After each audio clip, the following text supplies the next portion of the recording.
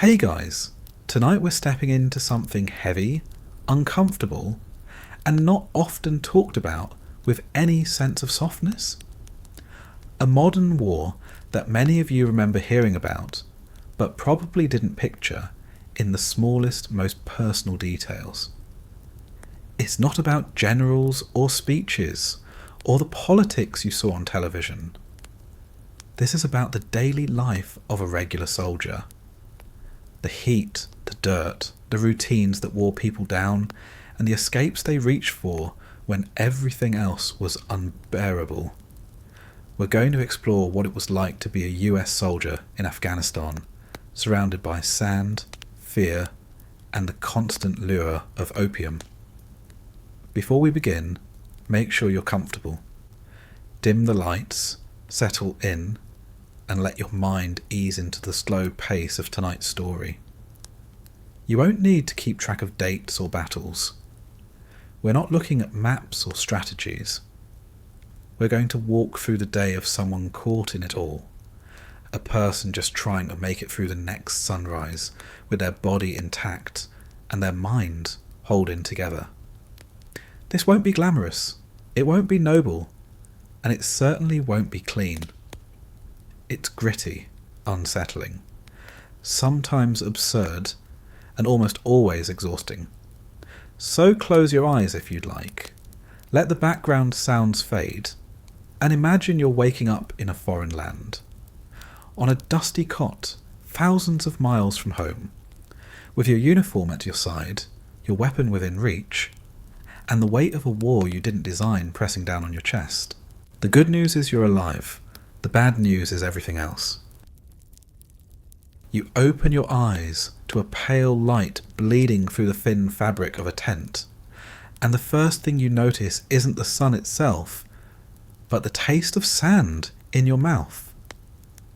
It's there before you even sit up, gritty between your teeth, collecting at the corners of your lips, like you've been chewing on drywall all night.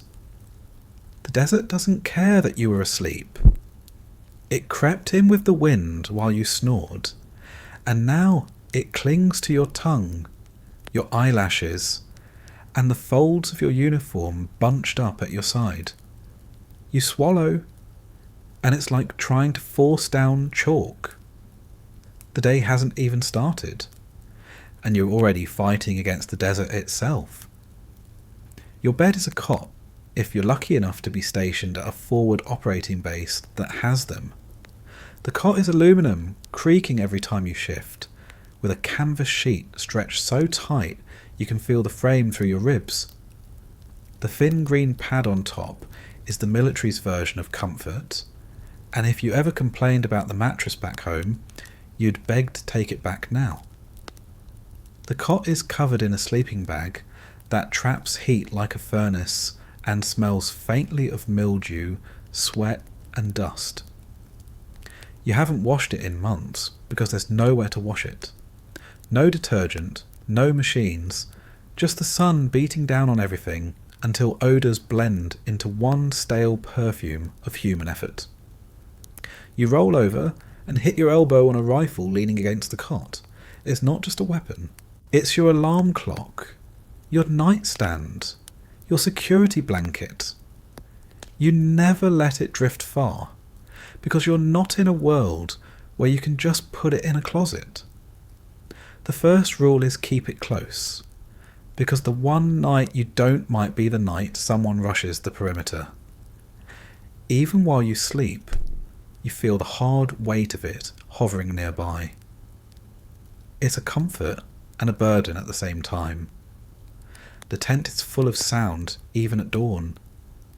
Someone is already up, shoving their gear around, boots scuffing against the plywood floor that doesn't cover the whole ground, leaving gaps where sand filters in.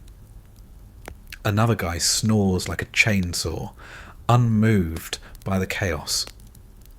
A fan hums in the corner, coughing out air that's more dust than relief.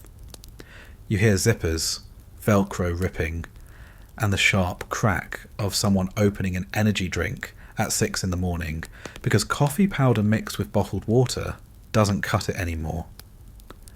The smell of sweat hangs thick, even after a night of relative cool. By mid-afternoon, the tent will feel like a giant hairdryer set on low, pushing heat into every surface, until you think the canvas itself might melt. You push yourself upright, and your spine cracks like an old piece of furniture. You're 22, maybe 24, maybe a little older, but here your body ages in dog years. Knees ache, shoulders pinch. Your lower back feels like it's being kicked by a mule. The cot didn't cause that. The endless marches did. The body armour that weighs as much as a sack of concrete. The days spent crouching behind walls in positions your joints were never designed to endure. The cot is just a reminder that rest is a theory, not a reality. Your mouth is dry, and not just a little dry. It feels like someone poured sand down your throat overnight. You grope for the plastic bottle beside you. The water inside is lukewarm, with a faint taste of plastic and chlorine. It's been sitting out all night in the desert air, absorbing everything around it. You chug it anyway, half of it running down your chin, because your hands are shaking slightly. Dehydration isn't just uncomfortable here. It's dangerous. A few hours in the heat without water, and you're delirious. A day, and you're a body waiting for a bag. So you drink warm water that tastes like swimming pool and melted bottle, and you pretend it's refreshing. When you look down at yourself, your uniform pants are streaked with stains you stopped trying to identify weeks ago. Dust, oil, sweat, maybe blood from a cut you forgot you had. The shirt you slept in is glued to your skin with sweat. You pull it away and watch as it snaps back, sticking again almost instantly. There's no such thing as waking up clean. You went to bed dirty, you woke up dirtier, and the best you can hope for is wiping your face with a wet wipe if you ration them right. The desert takes personal hygiene as an optional luxury. You don't smell good, nobody around you smells good, and eventually your brain stops even registering it. Outside the tent, you hear the bass waking up. A diesel generator grinds to life, coughing black smoke into the air. Metal clangs as someone drags gear across the gravel. Voices bark orders, not because anyone wants to shout this early, but because the wind swallows quiet words whole. The smell of burning trash rides in on the breeze. Plastic, paper, leftover rations, all dumped into a pit and set alight, because there's no trash service out here. Just smoke that sticks to your uniform and reminds you all day what you're breathing in. You stand up and immediately feel grit between your toes. It doesn't matter if you wore socks to sleep. Sand finds its way in. It's in your boots, in your bed, in your hair, in your ears. You stop trying to get rid of it because it's a battle you can't win. It's the desert's way of making sure you never forget where you are. Every step is a reminder that you're living in a place that rejects comfort on principle. Your eyes burn as the sunlight cuts through the tent flap. It's not gentle. It's harsh, blinding, bouncing off the pale ground outside like a mirror. You squint, and for a second you think about home, about the way morning light used to filter softly through curtains, about the sound of birds instead of generators. Then the thought disappears, buried under the reality of another day that's already pressing down on your chest. You stretch your arms, and your joints complain again. Someone laughs from the next cot, already mocking you for looking like an old man before you've even strapped on your gear. You grin back, because humour is the only shield you have left. You all laugh at each other's misery, because otherwise it would crush you. The jokes are cheap, easy, and constant, but they're what keep you sane. You pull on your uniform shirt, stiff from dried sweat and dust, and feel the familiar weight settle over your shoulders. It's not just fabric, it's a signal that the day has begun. You grab your boots, heavy leather things caked with dust that no amount of shaking will clear. You jam your feet in, feeling the blisters from yesterday's patrol flare up instantly. The laces bite into your fingers as you yank them tight, and you know you'll spend the day marching on sores that never heal because there's never enough time to let them. The smell of the latrines drifts by, sharp and nauseating. You don't look in that direction. You know what's happening there.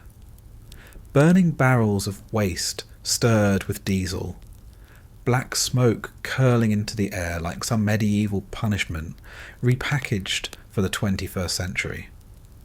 It's the first smell of the morning, and it's always the worst. You swallow back bile and remind yourself you'll have to deal with that soon enough, but not yet. The bass loudspeaker crackles with some announcement you half hear. It doesn't matter. You'll find out soon enough if it concerns you. Everything here is hurry up and wait. Orders change, missions shift, plans evaporate. For now, it's about dragging yourself upright, forcing down whatever passes for breakfast, and preparing for another day that will blur into the one before and the one after. You catch yourself in a piece of scratched metal, propped up as a makeshift mirror.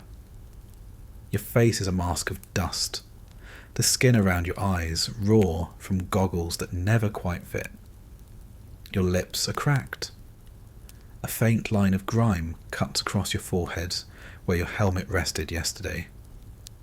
You barely recognise the person staring back.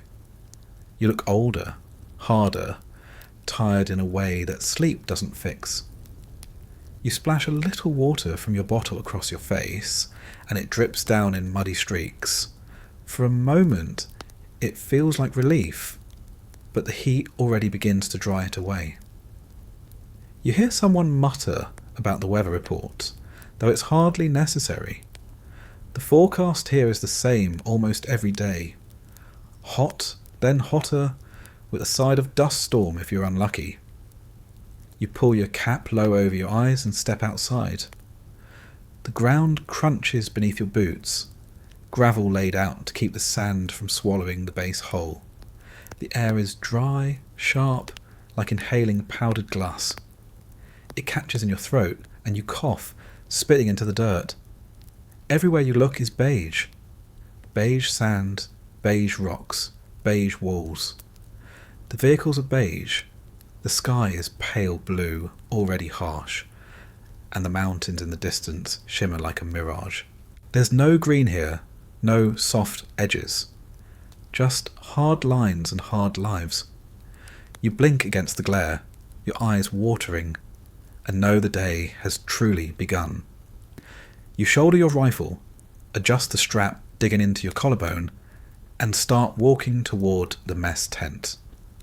The world outside the wire waits, hostile and unpredictable, but first comes the morning ritual. Food, gear, orders. Another day begins, not with a sense of purpose, but with the grim rhythm of survival.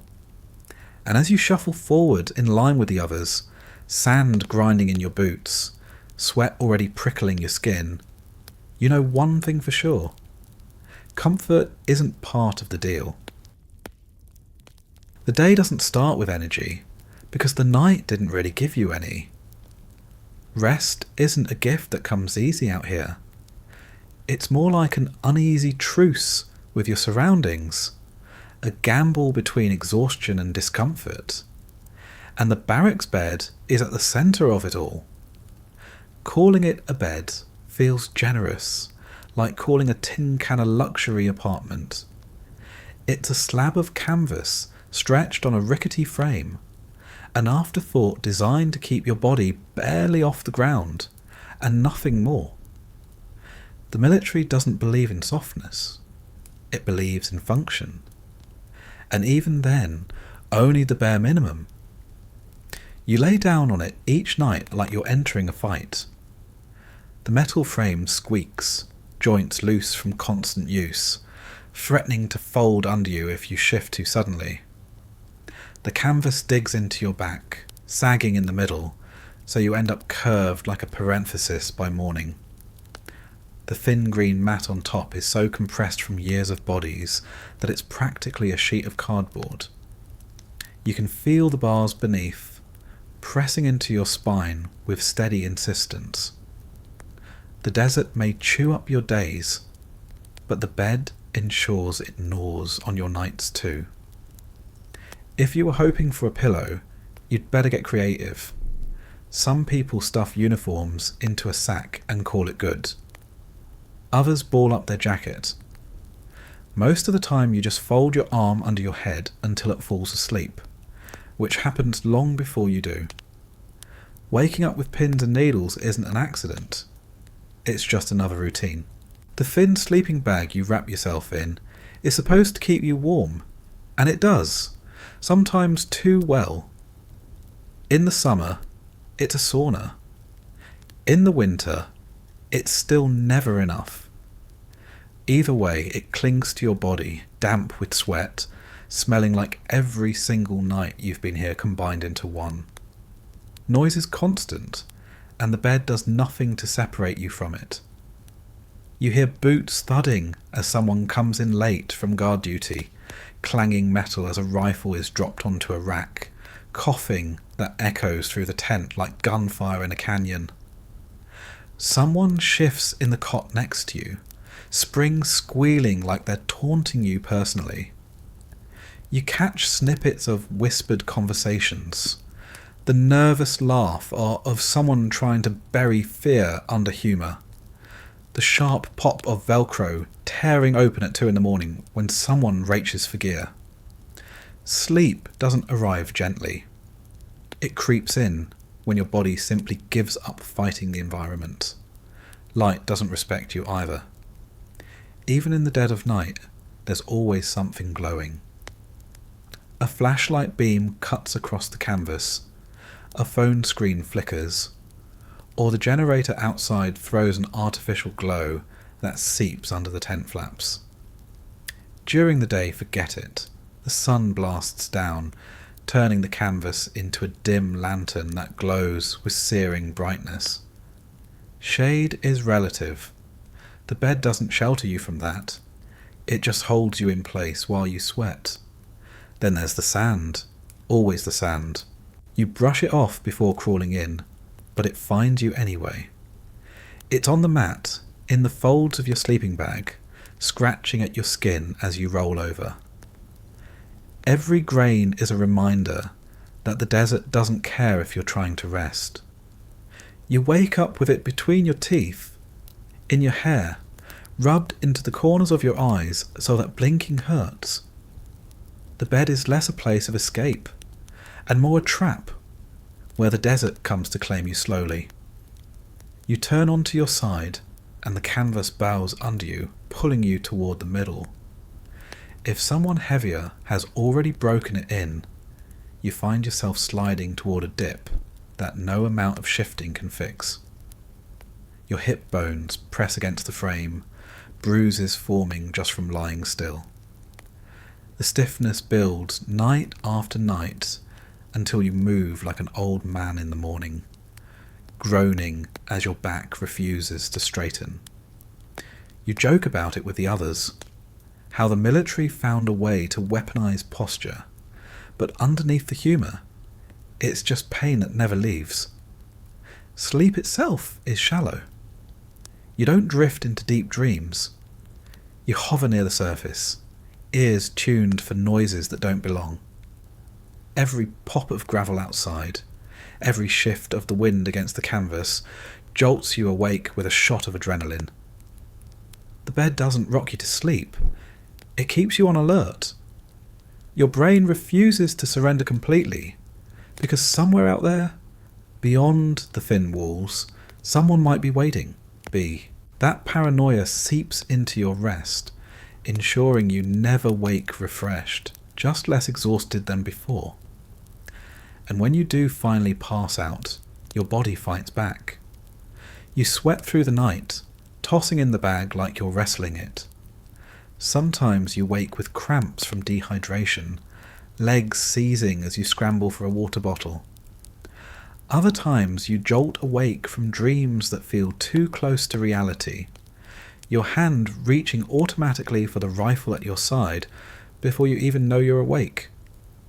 The bed doesn't keep you safe from nightmares, it just pins you down while you fight them.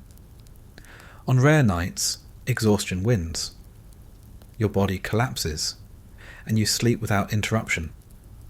But even then, you don't wake gently. A bugle call, a shouted order, the blast of a door slamming.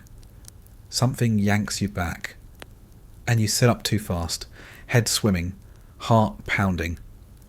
Your back cracks, your neck aches, and your mouth is already dry from breathing in dust all night. The first thing you notice isn't relief, it's stiffness. Your joints pop like firecrackers as you swing your legs over the side. The floor is cold, then burning hot, then gritty, depending on the time of year. Your feet hit the ground, and you already know you'll feel worse by the end of the day. And you're never alone. Privacy doesn't exist here. You wake shoulder to shoulder with a dozen others, all cramped into the same space, breathing the same recycled air. You hear someone snore, another mutter in their sleep. A third grind his teeth so loudly you wonder if he'll break a molar. Bodies shuffle in the dark, and there's no escaping the collective presence. The bed is yours, technically, but in reality, it's just a slice of shared misery in a room full of restless men. The worst part is how quickly the body adapts. After weeks of this, you stop expecting softness. Your standards sink. You stop remembering what a real bed felt like, what it was like to sink into a mattress that embraced you instead of fighting you. When letters from home describe things like clean sheets, you almost laugh. The memory feels foreign, like a story from someone else's life. Your bed is a cot, your blanket is sweat-soaked, your pillow is your own arm. That's it. Injuries make it worse. A sore knee from patrol, a bruised rib from training, a twisted ankle from uneven ground. They don't heal here. The bed doesn't give them rest. It presses them, irritates them, forces you to roll in search of a position that doesn't exist. Every night is just another reminder of pain, amplified by stillness. Lying down doesn't bring relief. It just makes you aware of every place your body is broken. When storms blow in, the bed becomes a front row seat to misery. The wind shakes the tent. Sand whips through every gap, coating you in grit as you try to bury deeper in the bag. The frame rattles, canvas snapping overhead like a sail in a storm. You close your eyes, but it's pointless. The desert doesn't respect walls, and the bed doesn't protect you from anything.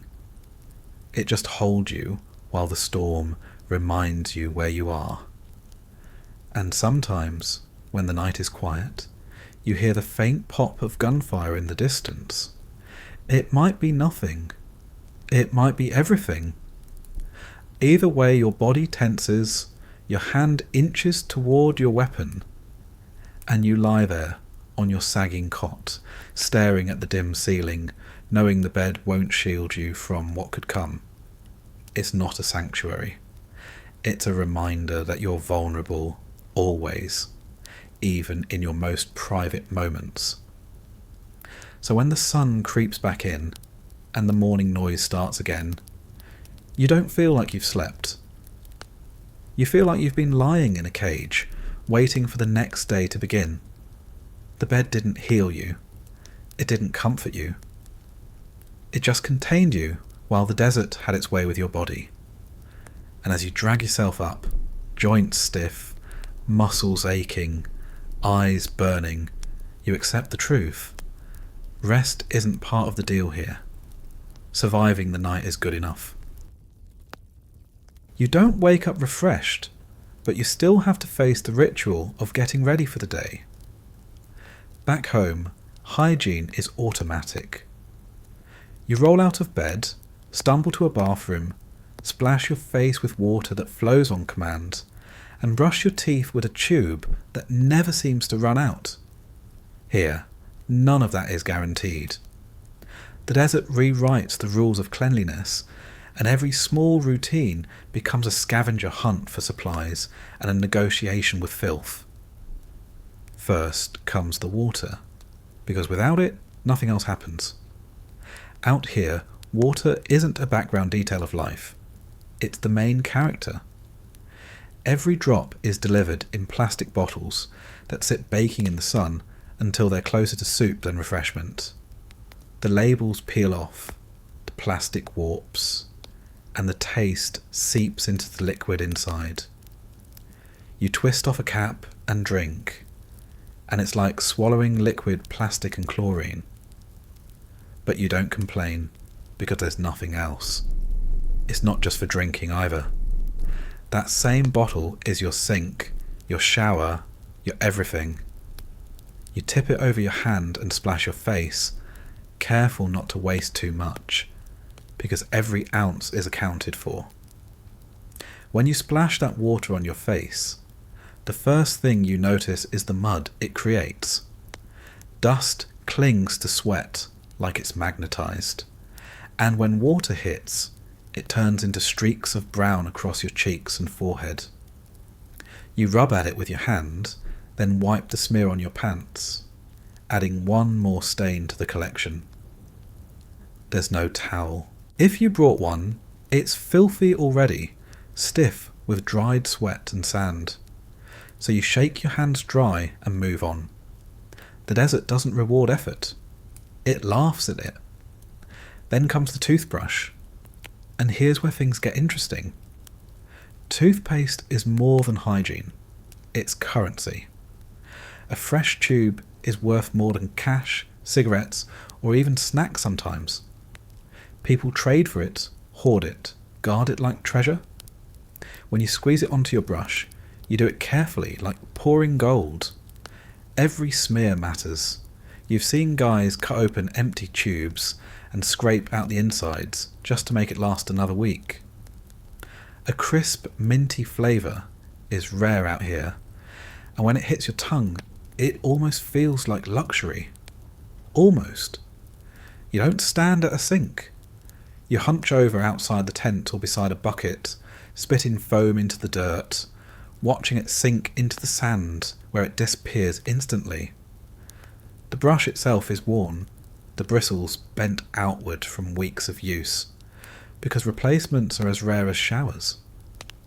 You scrub fast, knowing the desert air is already drying your mouth out even as you clean it. By the time you finish, your tongue feels like sandpaper again. It's a losing battle, but it's one you fight anyway, because the alternative is letting your mouth rot away in real time. Shaving is next, if you care enough, or if someone higher up insists. Regulations still exist, even in the desert. You might not have clean socks, but you're expected to keep a clean face. The razor you pull from your kit is cheap, the kind you'd throw away after one use back home. Here, it lasts weeks, maybe months. The blades dull quickly, tugging at hair instead of cutting, scraping skin until you're raw. You don't have shaving cream unless you rationed a tiny can brought from the States. Most of the time it's just cold water, maybe a splash from a bottle, and sheer determination. You drag the blade across your jaw while wincing, hoping you don't nick yourself, because even a small cut can fester out here. Infection isn't a joke. A razor burn is a badge you carry until it heals. Usually just in time to cut yourself again. Showers exist, technically, but not in any way you'd call reliable. Some bases have setups with trickles of water from a spout, but most of the time it's a bucket, a bottle, or nothing.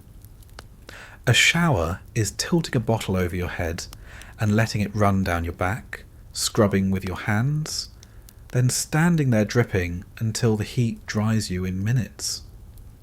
Soap is another item treated like treasure. A bar lasts until it's a sliver so thin you can barely hold it. You press it against your skin anyway, smearing whatever's left, and pretend you're cleaner than you were. But within an hour, you're drenched in sweat again, dust clinging to every pore, and it's like you never tried. Deodorant is a silent competition. Some guys bring full sticks, others make them last so long the plastic tube looks like it's been carved by a sculptor. Apply too much, and you're wasting it. Apply too little, and you're the guy everyone avoids.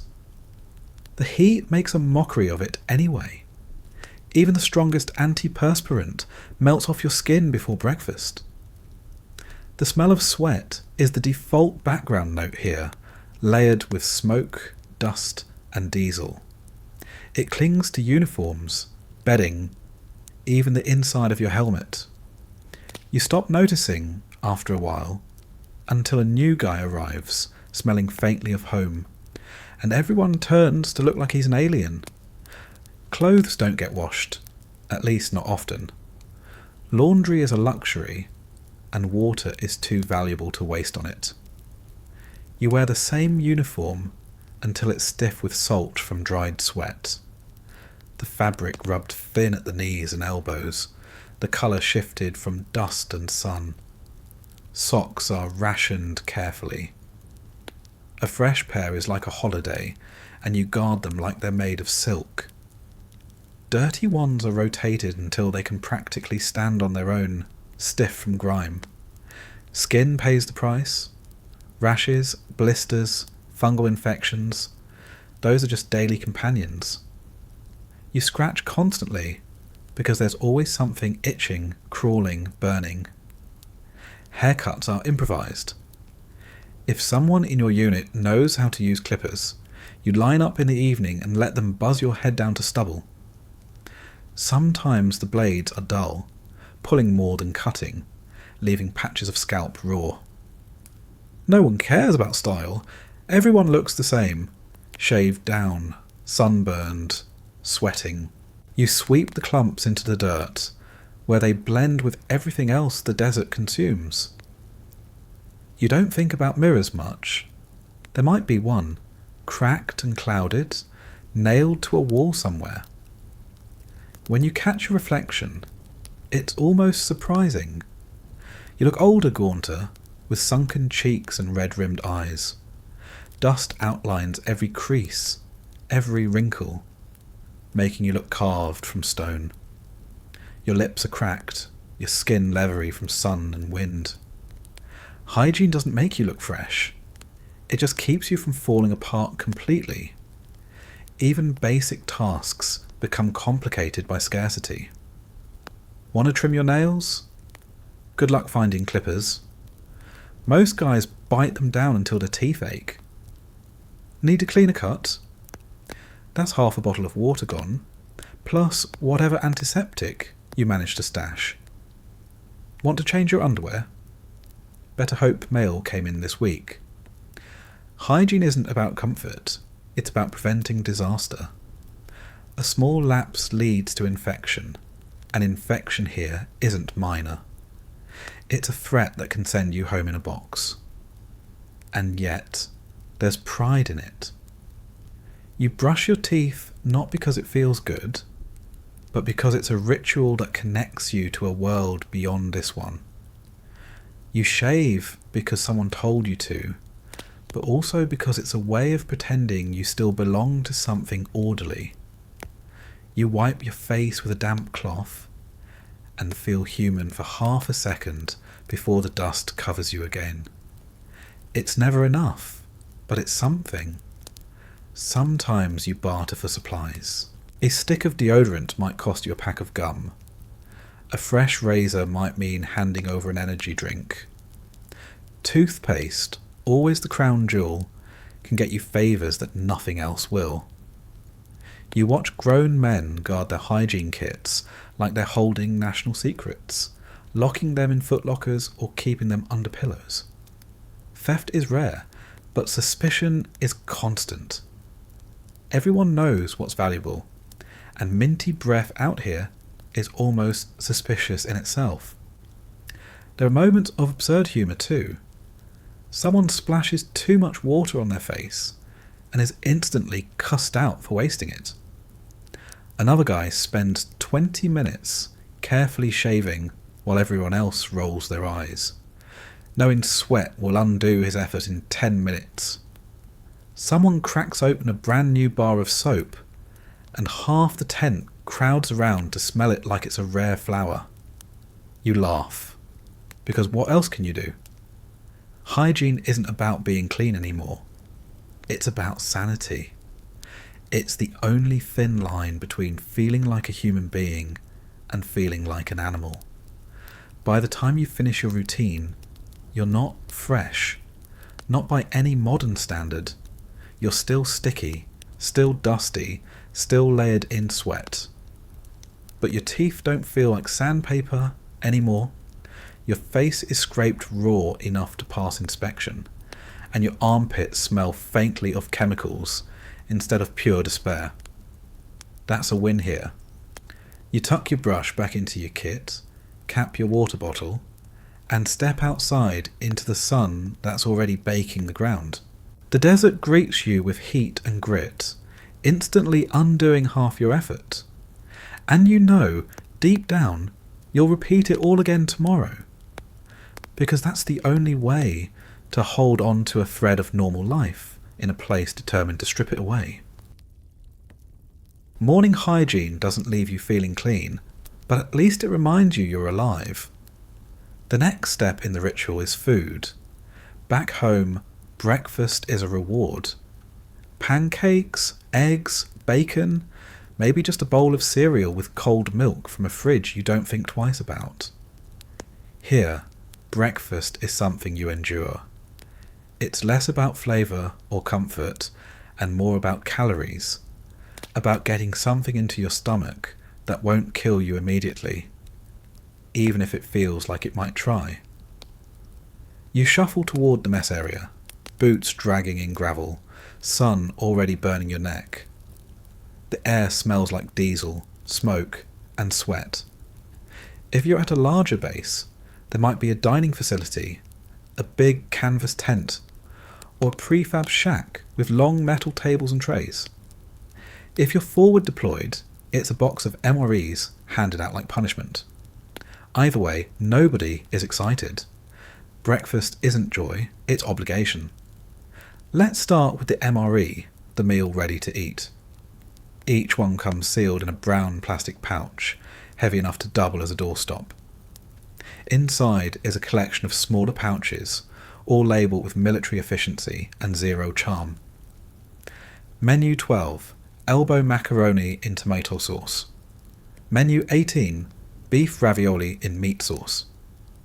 Breakfast menus exist too, but they're cruel jokes.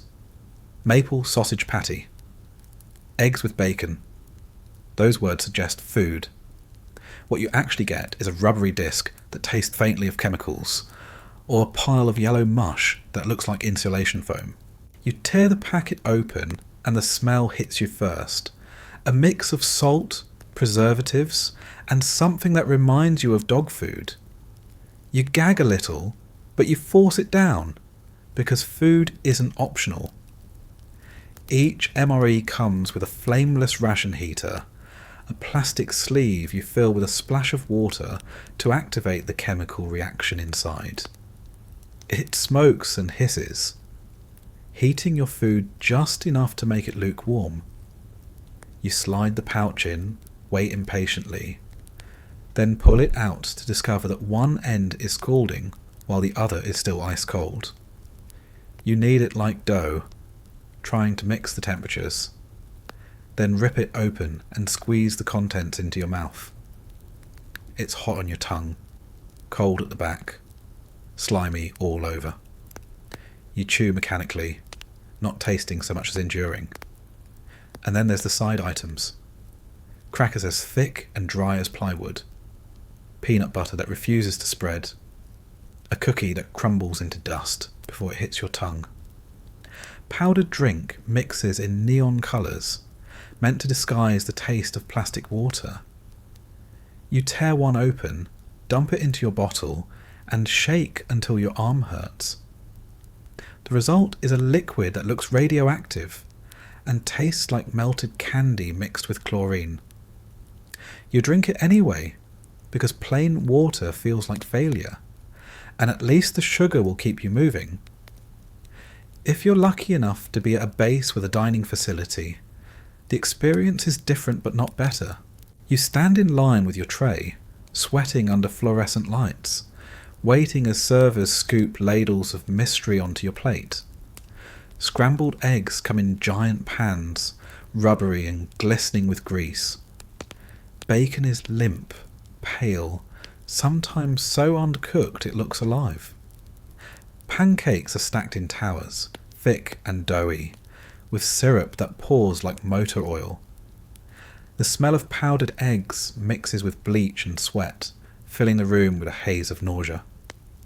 You sit down at a metal table, shove the food into your mouth, and try not to think about what it used to be. Coffee is the one saving grace, but even that's a stretch. It comes in urns the size of oil drums, filled with liquid so black it looks like tar. The taste is burned, bitter, acidic enough to peel paint. You dump in sugar and powdered creamer, stir with a plastic spoon, and gulp it down anyway. Because without caffeine, you're just a zombie in a uniform. The coffee doesn't wake you up so much as shock your system into a higher level of exhaustion. Your heart races, your hands shake, and your stomach churns. But for 10 minutes, you feel human again. Breakfast conversations are short, clipped, and laced with dark humour. Nobody waxes poetic about the eggs. Nobody says they're looking forward to the pancakes. The best compliment anyone offers is, could be worse. Someone cracks a joke about the sausage patties bouncing if you drop them. Another compares the oatmeal to wet cement. You all laugh, because laughing is better than gagging. Food here isn't about taste, it's about survival. The military measures nutrition in calories, not enjoyment. Each MRE packs around 100 calories, designed to fuel you through hours of marching, sweating, and carrying gear that weighs more than a small child.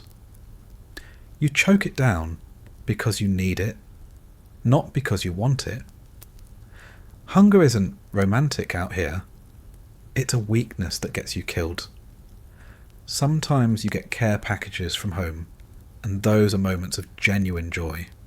A box of cereal, a bag of coffee grounds, a jar of peanut butter that actually spreads. Those are treasures beyond words. You hoard them, ration them, share them only with the closest friends. A single Pop-Tart becomes a feast. A bag of beef jerky is gold. But those moments are rare, and most mornings it's just you and another brown pouch of disappointment. There's no variety, no creativity, no chance to cook something fresh. Everything is processed, packaged, and engineered for shelf life. The desert strips food of its soul. Meals are just fuel, grey calories in brown bags, designed to keep the machine running. You don't crave taste anymore. You crave texture, freshness, anything that reminds you of real life. A crisp apple, a slice of toast, even a glass of cold milk. Those thoughts creep in sometimes, torturing you as you choke down another spoonful of powdered eggs. And the worst part is how your body reacts. The preservatives clog your system. The salt dries you out. The grease sits heavy in your stomach, making you sluggish. Constipation becomes a daily battle, whispered about in jokes, but suffered in silence. You drink more water, eat more crackers, try to balance it out, but the cycle continues. The food keeps you alive, but it also breaks you down. Still, you eat. You always eat. Because out here, skipping breakfast isn't a choice. The day ahead demands every ounce of strength you can scrape together. Patrols, drills, endless heat. None of it waits for you to feel ready. You shovel down the mush, gulp the coffee, and wipe your mouth with the back of your hand. The taste lingers, metallic and sour, mixing with the ever-present dust. You swallow hard, push your tray aside, and stand up. Breakfast doesn't energize you. It doesn't comfort you. It just happens to you. It's the first burden of the day, one you shoulder along with the weight of your gear and the ache in your bones. You step out of the mess area into the blinding sun, stomach heavy with regret, mouth dry with salt, and the desert already waiting to undo every calorie you just forced down. You've choked down breakfast, washed it with a bit of coffee, and now comes the moment that seals you to the day, pulling on the uniform. Back home, clothes are about expression, comfort, even choice. Here, the uniform is none of those things. It's a cage you step into willingly, a second skin that doesn't fit right, doesn't breathe, and never lets you forget you're in a war zone. The fabric is camouflage, officially engineered to blend into desert terrain, but in practice it just makes you look like everyone else.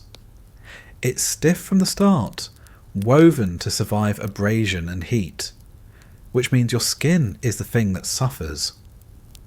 The material rubs at your shoulders, your elbows, the back of your knees. Sweat soaks it instantly, and then it dries into salty ridges that scratch like sandpaper every time you move. You put it on, and it starts a slow war against your body. Your pants are baggy, but not in a way that feels free. They sag with pockets stuffed full of gear, knee pads that pinch, seams that bite into your thighs. The belt cinches tight, digging into your hips under the weight of pouches clipped on top. You squat to tie your boots and feel the fabric tighten across your groin, reminding you that this uniform wasn't designed for comfort. It was designed for endurance, and your skin is collateral damage. The shirt is a long-sleeved affair, because the sun here doesn't forgive exposed flesh. The sleeves trap heat, hold sweat, and rub your wrists raw where they meet your gloves. The collar scratches your neck, stiff even after weeks of wear. You tuck it in because that's the rule, and the fabric bunches at your waist, digging into your stomach whenever you sit. There's no relaxation in this outfit. You wear it until it wears you down. Then comes the armour. Body armour sounds reassuring, like protection, but the moment you lift it, you remember the truth. It's punishment disguised as safety. The vest is heavy, plates of ceramic and Kevlar stacked inside pouches, straps cutting across your shoulders. You sling it over your head and feel it slam against your chest with the weight of a cinder block. It doesn't rest on you. It presses, like it's trying to grind you into the dirt. Breathing feels tighter, your lungs compressed, your ribs squeezed. Every movement is slower, harder, more exhausting. The armour traps heat like an oven. Sweat pours down your chest and pools at your waistband. The fabric underneath soaks through, sticking to your skin, and then the plates press it against you until it feels like you're steaming from the inside. The smell grows fast, sour, salty, metallic, and it never really leaves. No matter how much you wipe yourself down at night, The armour smells like everyone who's ever worn it. Straps dig into your shoulders, creating grooves in your flesh. After a few hours, the pressure numbs you. After a few weeks, the skin thickens into calluses. You learn to live with it, but you never stop noticing it. The weight shifts as you walk, the plates clunking together, the gear on your vest rattling. Every step is a reminder you're not just carrying yourself. You're carrying 30 extra pounds of misery strapped to your torso. Your helmet is no better. It's hard, heavy, lined with pads that don't line up with your skull. You set it on, buckle the strap, and immediately feel sweat pooling at your hairline. The edges press against your temples, giving you a dull headache that lingers all day. The chin strap rubs your skin raw, leaving a permanent rash. You shift it constantly, but there's no good angle.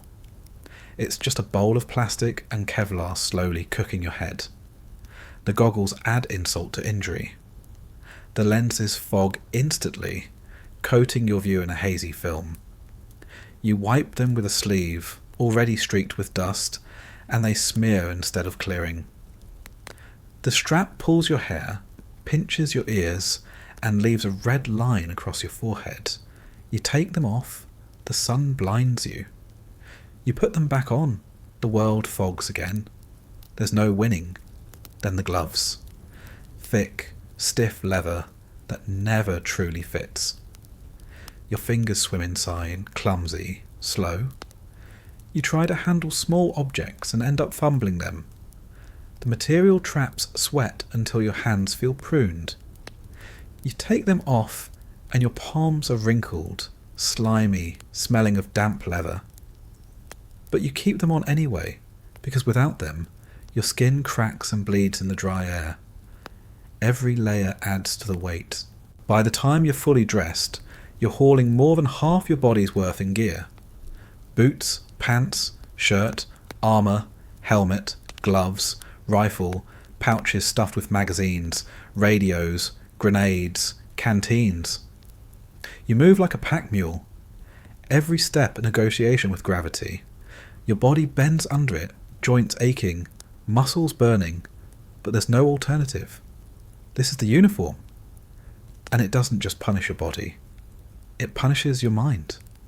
You itch constantly, scratching at sweat-soaked fabric, shifting straps, trying to find a position that doesn't dig into your skin. There isn't one. You never forget you're wearing it. You don't relax. You don't lounge. You just endure, hour after hour, until the armour feels less like clothing and more like a parasite clinging to you. The camouflage pattern itself becomes a cruel joke. It's supposed to blend you into the environment, but in reality, you stand out no matter what. Dust cakes it, sweat stains it, sun bleaches it until the colours fade. You look like everyone else, but also like nothing natural. The uniform marks you as a target more than it hides you. You see villagers in loose cotton clothes, light and breathable, and you feel the envy burn hotter than the sun. They move freely while you trudge under 60 pounds of fabric and metal. Laundry doesn't save you. The uniform goes weeks without washing, sometimes months. You wear it until it stiffens, salt lines forming like scars across the fabric. The smell grows sour, musky, overwhelming. You scratch at the waistband where sweat collects, at your chest where straps rub, at your neck where the collar digs. Fleas and sand fleas find their way in, biting at your skin until you're raw. You peel the shirt off at night, and flakes of salt and dirt fall like snow. You collapse onto the cot, already dreading putting it back on in the morning. Injuries come fast. The armour bruises your ribs. The helmet scrapes your scalp. The boots blister your feet.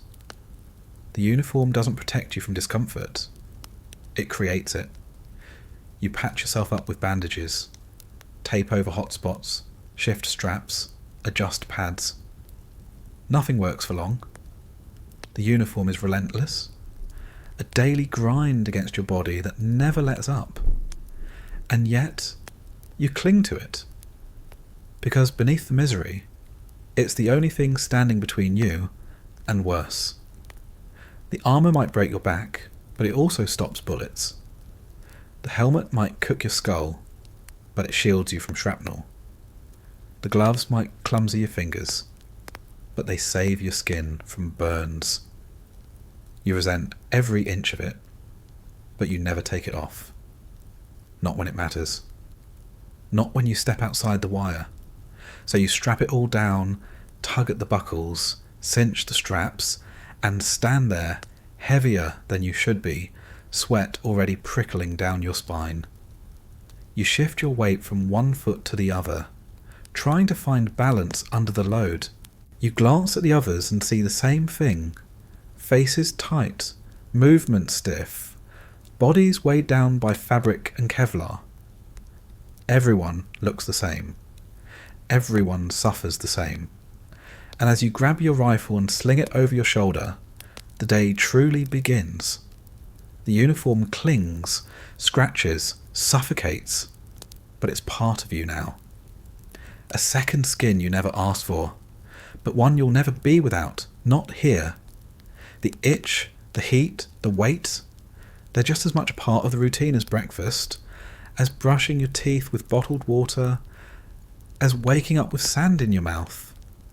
The desert doesn't let you feel human, and the uniform makes sure of it.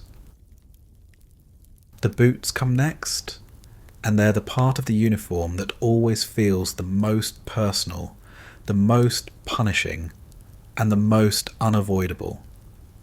You can strip off your helmet for a second, unbuckle your vest to breathe, tug at your gloves when they sweat through, but the boots never leave your feet. They are your prison for every single step, and out here, every step counts. You jam your feet into them after another night of half sleep, and the first thing you feel is not support, it's pain. The leather is stiff, rubbed raw at the edges where it grinds against your ankles. The laces cut into your hands as you yank them tight, making sure they won't loosen. Too loose, and you'll rub your heels into open wounds before noon. Too tight, and your feet swell until the blood flow slows, your toes tingling with numbness. There's no perfect balance. It's just a choice between blisters now or blisters later. The insides are damp before you even begin the day. Sweat doesn't dry in boots. It pools, seeps into socks, turns fabric into sandpaper against your skin. By the end of a single patrol, your socks are soaked, clinging to your feet like wet rags. You peel them off at night and they reek. Sour, heavy, with a smell that could strip paint. You hold them up and they're stiff. Salt crystals forming from dried sweat, the fabric rough and brittle. You slip into a fresh pair, if you're lucky enough to have one, but usually you just put the same damp socks back on in the morning, hoping they'll survive another day. Blisters bloom instantly. Tiny at first, then swelling, then tearing open as you march. The skin peels back, raw and wet, screaming with every step.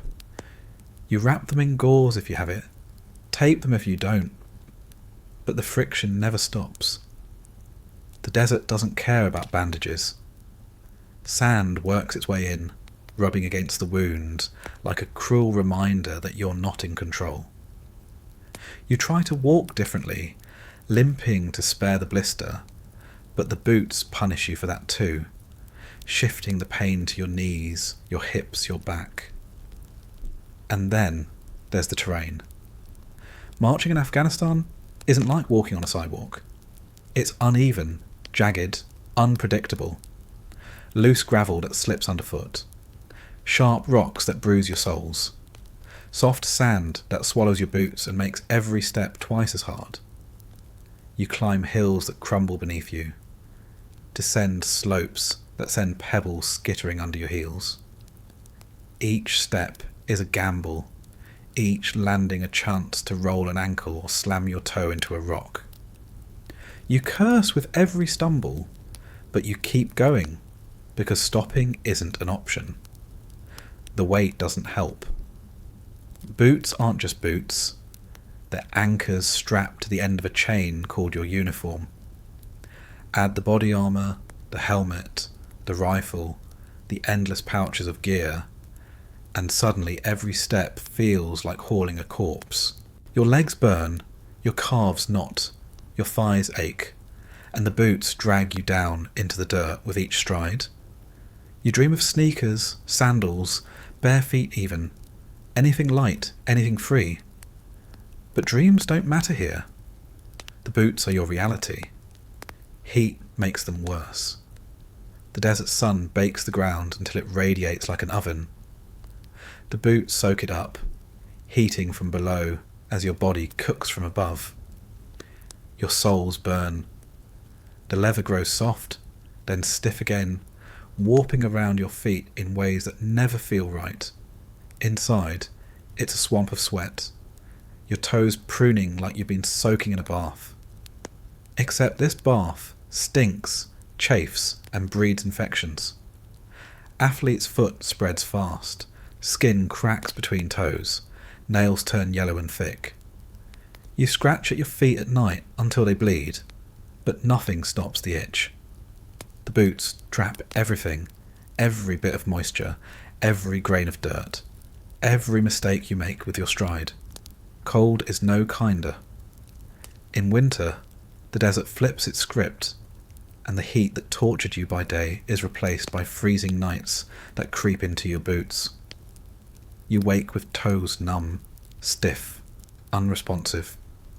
You stamp your feet, rub your legs, try to force blood back into them, but the boots don't let warmth in. They're stiff with frost, the leather cracking at the seams. The ground itself feels like ice, each step sending a chill through your bones. Blisters don't heal in cold. They harden, split, and grow infected. Your feet never recover. The marches are endless. Patrols that stretch for hours, sometimes days, moving across terrain that seems designed to break you. You walk under a sun that drains you, across fields that hide danger, through villages where eyes watch from shadows. Every step is work. Every step is risk. The boots slap against gravel, grind against dirt, crunch over rocks. They're loud in your ears, the rhythm of misery. You measure time in blisters, distance in pain. The smell becomes unbearable. You sit in a tent at night, boots off, socks steaming in the heat, and the stench fills the air. It's rancid, sour, sharp. Everyone suffers it, so nobody complains. You joke about it instead. Someone waves a sock in another's face. The tent erupts in groans, laughter, curses. The humour masks the truth. Your feet are rotting slowly inside the leather cages, and you're powerless to stop it. You learn tricks, of course. Stuffing socks with powder, layering tape over hot spots, loosening laces on the march, and tightening them again for runs. Some tricks work for a day, maybe two. None of them solve the problem. The boots always win in the end. You feel it in the swelling of your toes, the throb of your arches, the way your feet pulse even when you're lying down. It's a dull pain that never leaves, a reminder of every mile you've walked on ground that doesn't forgive. And yet, they're necessary. Without them, the terrain would shred your feet in hours. Rocks would slice you open, sand would peel you raw, thorns would stab through skin. You resent the boots, but you know they're the only thing standing between you and worse. They're shields, imperfect and punishing, but shields all the same. You hate them, but you lace them tight every morning because there's no choice. The worst is when they fail. when a soul splits on a march, flapping with every step, when the stitching comes undone and the leather peels away. You wrap them in tape, patch them with cord, improvise until supply delivers a replacement, which might take weeks. In the meantime, you march on broken boots, every step a new chance for pain. And when new ones finally arrive, stiff and unbroken, the cycle begins again. Blisters return, ankles ache, skin screams. The boots never stop teaching you lessons you don't want to learn. At night, you pull them off with a groan, peeling socks from your feet like skin from an orange. You flex your toes, rub your arches, inspect the damage. Blisters, cuts, swelling, cracked nails. You wipe them down with a rag, maybe dab antiseptic if you have it, and then slip back into damp socks, because there's no alternative. You stretch out on the cot, feet throbbing, and you know tomorrow it all begins again. Marching misery isn't dramatic. It's not cinematic. It's not a firefight or an explosion. It's a slow grind of pain, the kind that builds with every step until it owns you completely. The boots aren't trying to kill you, but they succeed in breaking you down anyway. By the end of deployment, your feet are scarred, blistered, hardened into something unrecognisable. You carry the marks long after you've left, memories written in callous and ache. And so each morning, as you lace them tight, you sigh, curse, laugh bitterly, and step into the day. The boots weigh heavy, the blisters wait, and the march stretches ahead. The misery doesn't end. It just shifts from one foot to the other, mile after mile, until the desert decides you've had enough. The desert doesn't just sit there waiting for you. It attacks you in its own slow, relentless way. And the first enemy you meet every morning isn't armed with rifles or explosives. It's the weather. Afghanistan doesn't do moderation. The climate here doesn't shake your hand politely. It punches you in the face with one extreme or the other, and often both in the same 24 hours. The heat arrives first. It doesn't creep in, it slams down. By mid-morning, the sun has already burned away any trace of cool. The light is harsh, not golden or warm, but white, blinding, the kind that makes you squint even with sunglasses. You feel it pressing against your skin, searing your neck, cooking your scalp under the helmet. It's not just heat from above either. The ground joins in, radiating like a stovetop. Rocks scorch, gravel reflects, sand bakes, until you feel like you're standing inside an oven with no way out. Sweat comes instantly, pouring down your temples, soaking your shirt, dripping into your eyes. The salt stings, and you wipe it away with a dirty sleeve, which only grinds in dust. Your body armour traps it, turning your chest into a sauna. Sweat pools under the plates, slides down your ribs, collects at your waistband. Your socks fill with it until your feet squish.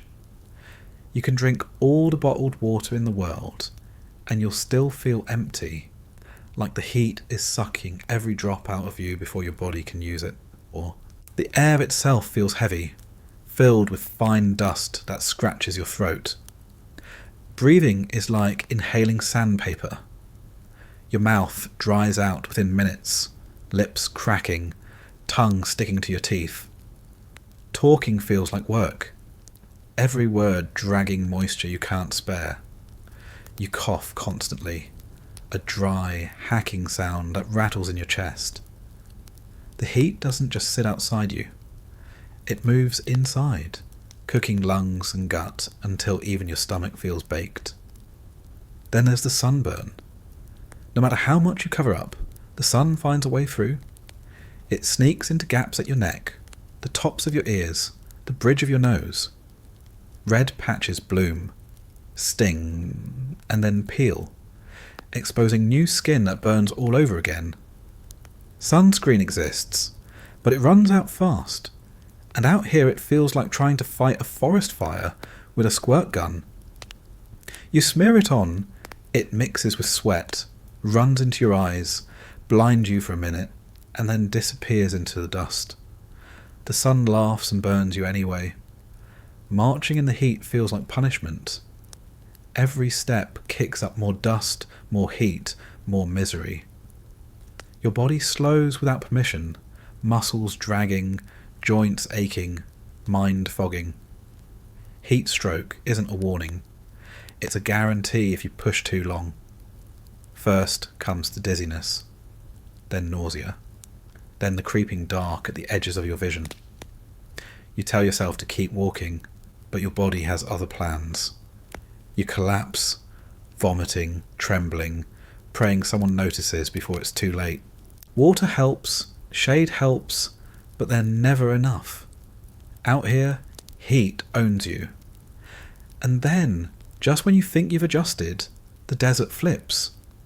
The sun drops behind the mountains, and the heat bleeds away so fast it feels like a trick. The ground that baked you all day cools into something sharp and unfriendly. The air grows thin, brittle, cold enough to bite. You sit in your sweat-soaked uniform and shiver as the damp fabric clings to your skin. The same boots that roasted your feet now freeze them. Toes go numb, ankles stiffen, calves cramp from the chill. Night in Afghanistan is its own kind of cruelty. The temperature plummets, sometimes 40 degrees lower than the day before. The cold cuts through every layer of fabric, through armour, through gear, until it finds your bones. You shiver violently, teeth chattering, hands stiff and clumsy inside gloves that never seem warm enough. Your breath fogs, frosting the inside of your goggles. You huddle against the cot or the ground, pulling the thin sleeping bag tighter, but it never seals out the cold completely. The wind makes it worse. At night, it howls through the valleys, picking up sand and grit, pelting you with ice-cold dust. It sneaks into tents, under blankets, through every seam. The canvas rattles, the ground shakes, and the wind doesn't stop until it's stolen every ounce of warmth you had left. You cover your ears, bury your face, and still it finds you. There's no escape. Frost creeps in by morning. Your helmet feels icy against your skull, your rifle stiff with cold metal. You grip it anyway, fingers numb, joints aching. Water bottles freeze, boots stiffen, straps crack from the cold. Your breath fogs so thick it coats your collar in frost. You shiver until you ache, and then you ache until shivering feels impossible. Your body simply shuts down, conserving what little heat it has left. You stop feeling your fingers and toes, and you wonder quietly how many more nights they'll survive. The worst part is the unpredictability. One day you're baking, the next you're freezing. Sometimes both within the same 12 hours. Your body can't keep up.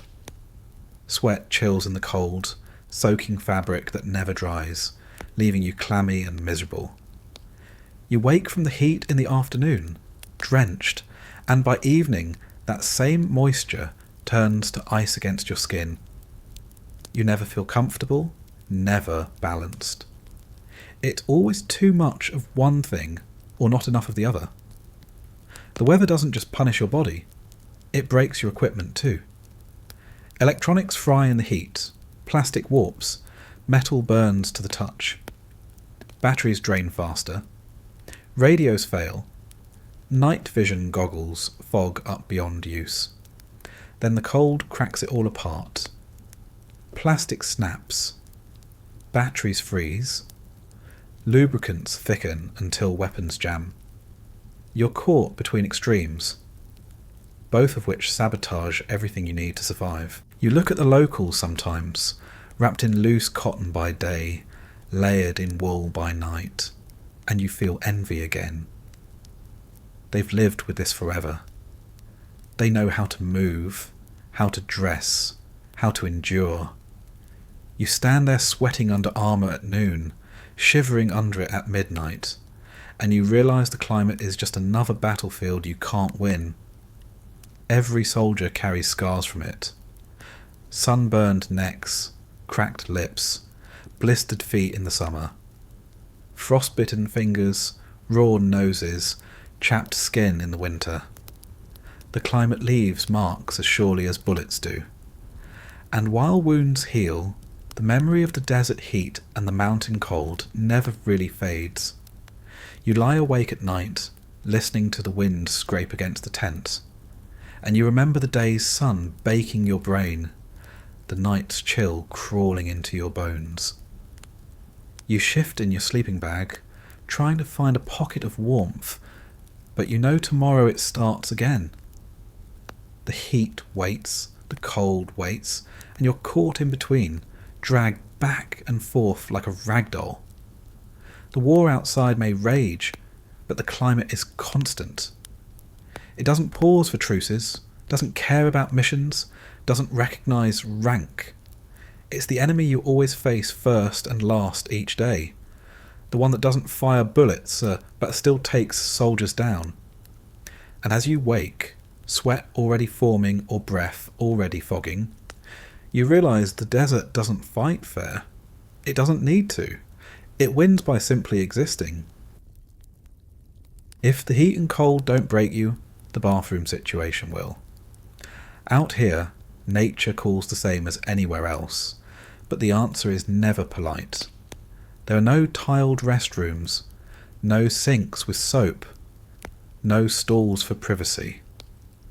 In Afghanistan, the latrine is its own battlefield, one that fights against your nose, your dignity, and sometimes even your health. You wake up needing to go, and the first thing you notice is the smell.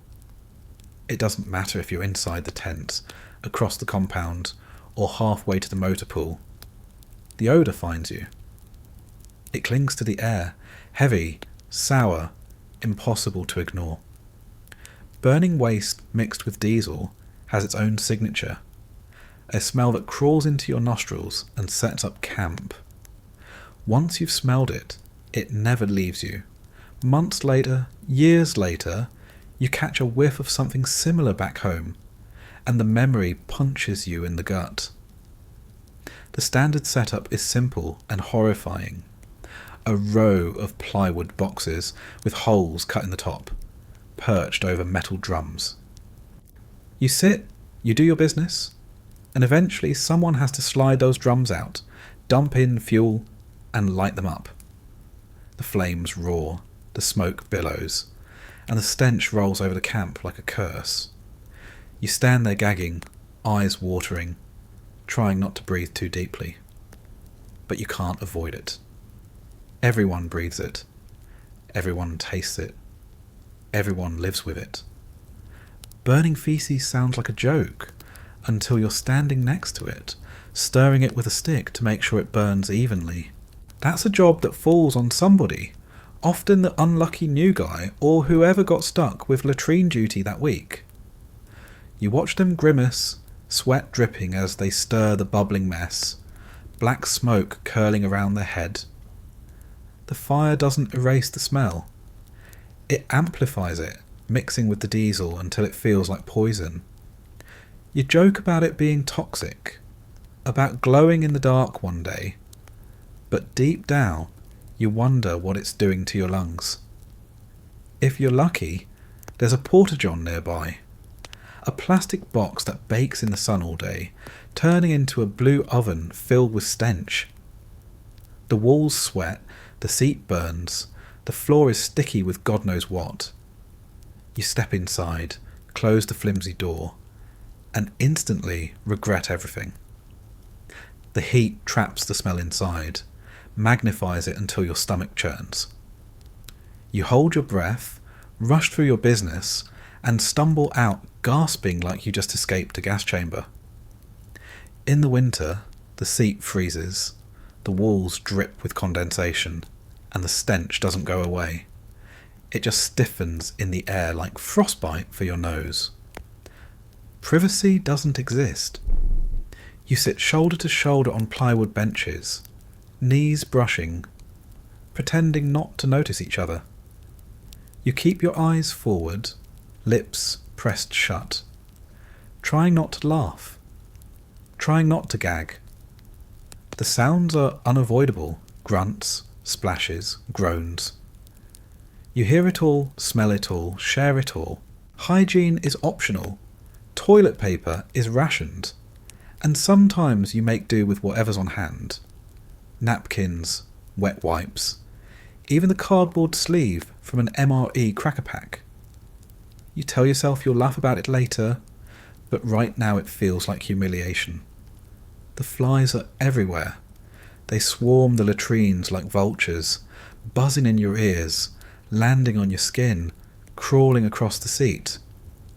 You swat, curse, try to shoo them, but they always win. You know where they've been, what they've landed on, but you can't stop them. They follow you out, cling to your uniform, ride along until you smack them into a smear. They feast while you suffer. Disease loves the latrine. Diarrhea sweeps through the camp like wildfire, and everyone knows why. The food, the water, the flies, the lack of hygiene, it all blends into a perfect recipe for stomach misery. You see guys sprinting toward the latrine, faces pale, hands clutching their gear. You hear groans in the night, the shuffle of boots rushing out of the tent. You pray it won't be you next, but you know it will. Out here, nobody escapes stomach trouble. The latrine becomes your second home, a place you visit more than you ever wanted. And then there's the danger. Latrines are vulnerable, soft targets. You sit there with your pants around your ankles, and you realise how exposed you are. If something happens, an attack, a mortar, a sudden alarm, you're caught in the worst possible position. You scramble to pull yourself together, heart pounding, shame mixing with fear. Some soldiers joke that dying on the latrine would be the ultimate humiliation, but the thought lingers every time you sit down. You don't relax, not even here.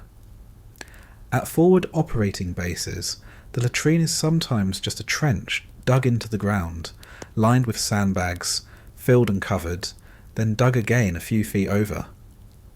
You squat in the open, flies swarming, the sun beating down, sweat dripping. Dust blows across you, sticking to everything, and you wonder if this is what civilization has been reduced to.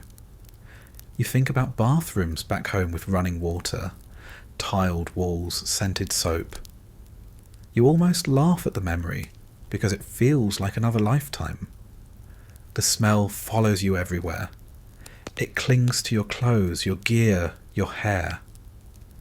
You eat breakfast and taste it in the back of your throat. You sit in the mess tent and catch whiffs of it in the steam rising from food. You lie down at night, and it's still there, crawling into your dreams. You can't escape it. You can only live with it day after day until it becomes part of you. Even humour can't fix it. You joke about latrine duty, about Porta-John horror stories, about the one guy who tipped a box over by accident. You laugh until your sides ache, because laughter is easier than gagging. But deep down, nobody finds it funny. The latrine is misery distilled, a daily reminder that out here dignity doesn't survive. The health risks never leave your mind. Burning waste, breathing fumes, touching surfaces crawling with bacteria. You wash your hands when you can, with sanitizer that runs out too fast, with bottled water that feels wasted on something so small. You wipe your hands on your pants, knowing they'll never really be clean. You eat with those hands anyway, because you have no choice. You stop thinking about it, because thinking too much makes you sick. Night doesn't bring relief. You stumble out in the dark, flashlight in one hand, rifle in the other, boots crunching on gravel. The latrine looms like a haunted shack, the smell reaching you long before the door. You rush, finish, and hurry back, hoping you don't trip, hoping nothing happens while you're half-dressed and distracted. The night is cold, the air sharp, but the stench still curls in your nose, inescapable. The latrine becomes part of the rhythm. Wake, eat, march, fight, rest, suffer, repeat. It's not just a bathroom, it's a test of endurance. A place that strips you of comfort, privacy, even health, and leaves you gagging, sweating, and humiliated. You don't talk about it in letters home. You don't describe it in stories. But it shapes your memory of the war as much as any patrol or firefight. Because no matter what else the day brings, the smell of burning waste always finds you. It clings to your nostrils, your uniform, your lungs. It follows you long after you leave, years later, when you smell diesel or smoke and feel your stomach churn. It's the one part of war that never really lets go. The mornings always roll into routine, not because anything feels normal, but because the structure is the only thing that keeps you upright. Out here, daily duty isn't glamorous, it isn't heroic, and it definitely isn't what anyone imagines when they picture war on the news. It's a mix of grinding patrols, endless paperwork, and long stretches of waiting that chew at your patience more than the desert chews at your body. Patrols are the backbone of it all. That's what everyone thinks of when they imagine a soldier in Afghanistan, marching across dusty roads, rifles at the ready, eyes scanning rooftops and windows. And yes, that part happens. You kit up, double-check gear, sling your rifle, and step outside the wire with your squad. The world beyond the base feels wide open and suffocating all at once. Villages crouch in the distance, fields of poppies sway in the heat, mountains loom, and everything looks like it could be hiding someone waiting to hurt you. The first few steps of patrol are heavy. Boots crunch, armour shifts, radios crackle. You fall into rhythm, but the rhythm hurts. Every ounce of weight presses down harder with each mile. Dust rises in clouds, choking you, sticking to sweat, turning into mud on your skin. Your goggles fog, your helmet cooks your skull, and the rifle digs into your shoulder. You focus on putting one foot in front of the other, because if you think about the distance left, your knees will give out before you start. Patrols mean boredom mixed with terror. Most of the time, nothing happens. You walk, you scan, you squint at shadows, you stare at villagers who stare right back. Kids wave sometimes, adults don't. You nod, keep moving, never relax. Your eyes sweep rooftops for snipers. Your boots avoid patches of dirt that might hide an IED. You breathe shallow, trying not to choke on dust. Heart pounding even when the road looks empty. 90% of the time, it's just walking under the sun, sweating, cursing, dragging yourself forward. The other 10%, the part where something explodes or someone opens fire, that's what keeps you on edge every second. Sometimes the patrol leads to a checkpoint, a house, a compound. You search rooms that look like they haven't changed in a century. Mud walls, rugs, cooking pots. You push open doors carefully, rifle first, scanning corners. Nothing looks dangerous until it does, and by then it's too late. You shuffle through, sweat dripping, the smell of dust and goats filling your nose. Kids peer at you from behind curtains. Men sit on mats watching silently. Women vanish into back rooms. You don't know what they're thinking, and they don't know what you're planning. The tension hums, thick and constant. Then there are the times you just patrol in circles, a visible reminder that you're here, that the US Army owns this stretch of dirt for now. You know it's temporary, they know it's temporary, but you do it anyway. You walk past the same fields, the same shops, the same cracked walls, and you wonder how many eyes are tracking your every move. You wave at a child, smile under your helmet, and then wonder if their older brother is planting something in the road a mile ahead. You never know, and that uncertainty gnaws at you. When patrols end, the grind doesn't. You come back drenched in sweat, legs burning, face caked with dust. You peel off gear, gulp warm water, collapse on a bench, and then, before your body can recover, paperwork waits. People don't think about it, but war is built on forms, logs, reports. You sit at a desk, rifle propped nearby, scribbling down details of where you went, what you saw, who you talked to. Pages of grids and boxes that demand neat handwriting even when your hands are still shaking from adrenaline or exhaustion. Reports pile up. Patrol logs, incident statements, equipment checklists. You fill them out in triplicate because nothing counts until it's filed. You write the same phrases over and over. No contact observed. Route clear. Villagers uncooperative. Weather hot and dry. You start to wonder if anyone reads them or if they vanish into the void of bureaucracy. Still, you write, because if the paperwork isn't done, the mission isn't official, and if it's not official, someone higher up will make you pay for it. The office side of war feels like punishment layered on top of punishment. You train to shoot, march, endure.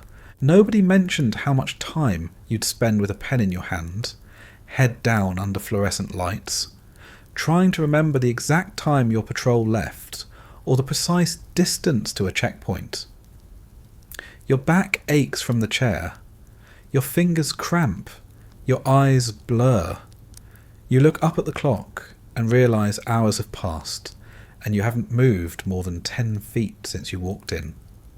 And when the patrols are done, when the paperwork is filed, when the gear is cleaned and stowed, what's left is waiting.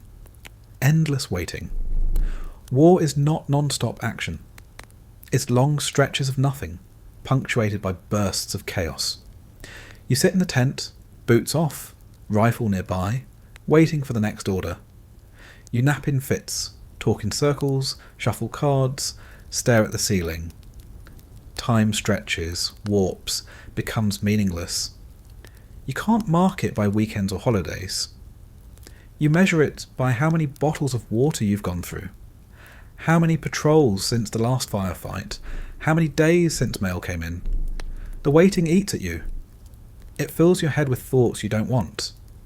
Memories of home, fears of what's next, questions with no answers. You fidget, you pace, you joke too loudly, you grow silent. Everyone waits differently, but everyone suffers. Some guys clean their rifles obsessively, over and over, because it feels like doing something. Others write letters, scratch notes that might never make it back. Some just stare, eyes empty, mind elsewhere. The worst part of waiting is the uncertainty. You don't know if the next call will send you out on another routine patrol, or if it'll be the day everything goes wrong. You sit there, sweating, restless, heart pounding at every sudden noise. A truck backfiring makes you jump. A radio crackle sets your teeth on edge. You live in limbo, caught between exhaustion from the last mission and dread of the next. And then the cycle repeats. Wake, gear up, patrol. Come back, file reports. Sit, wait, stew, day after day, week after week, until the days blur together and you can't tell one from another. There's no big clock ticking down to the end of your deployment. Just the grind, the routine, the duties that never really end. War on the ground isn't all firefights and glory. It's patrols that bruise your feet, paperwork that numbs your brain, waiting that gnaws at your sanity. It's the rhythm of exhaustion, written in blisters, forms and silence. And as you sit there, staring at the dust swirling in the afternoon light, you realise this is the reality. Fighting not just the enemy, but the sheer weight of time itself.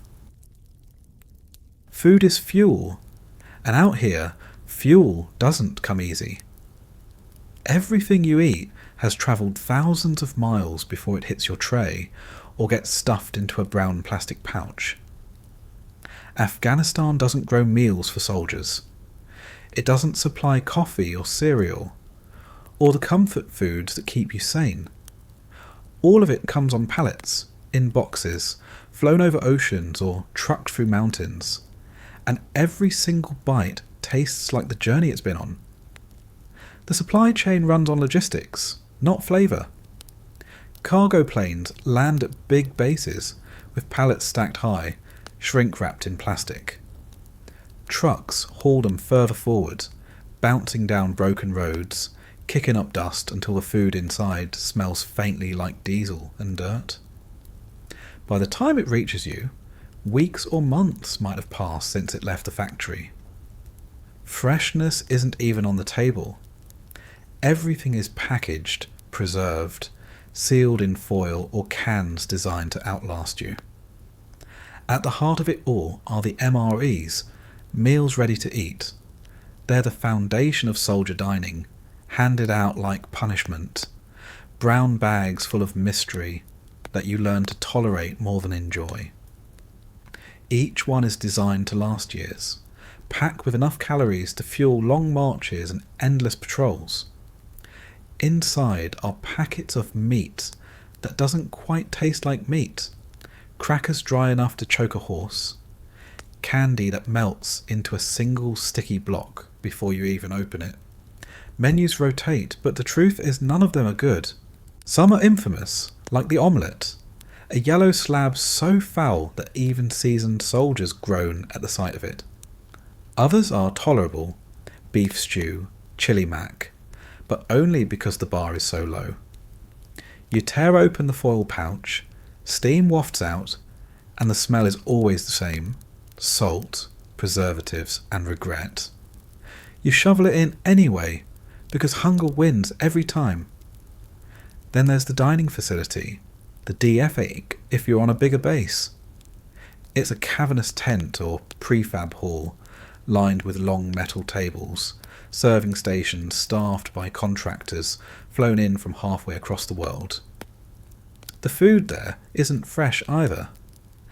It's frozen, canned or powdered, reheated in bulk, ladled onto trays by people who have seen it so many times they don't even look at what they're scooping. Scrambled eggs that shine with grease, meat patties that bounce, vegetables boiled into mush. The smell is equal parts bleach, fryer oil, and sweat. Mystery meat becomes a phrase you use daily. Beef, chicken, pork, they're all supposed to be on the menu. But once they hit the tray, they all look and taste the same. A greyish-brown slab, glistening with oil, rubbery to the touch. You stab it with a fork and wonder what it used to be before it was frozen, shipped, thawed, and cooked half a dozen times.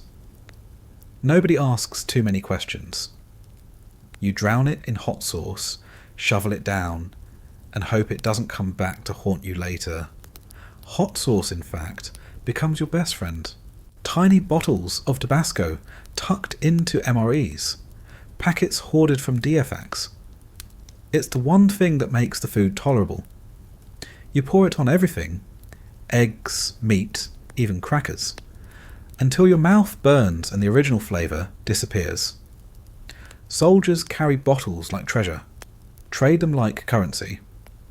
A spare bottle can buy you favours, silence, even a moment of respect. Snacks appear in odd ways. Sometimes they're tucked into supply shipments. Sometimes they arrive in care packages from home. A candy bar, a bag of chips, a pack of gum. These things become more valuable than gold. You ration them, savour them, sometimes even share them, though sharing is never easy. A bag of Doritos doesn't last 30 seconds once it's opened. Everyone crowds in, grabbing handfuls, crumbs spilling onto dusty floors. For a moment, you taste normal life, and then it's gone. Mail call is its own lottery. Boxes from home arrive battered, taped up, smelling faintly of the journey. Inside, if you're lucky, are snacks your family thought would help. Cookies, jerky, trail mix. They never last long.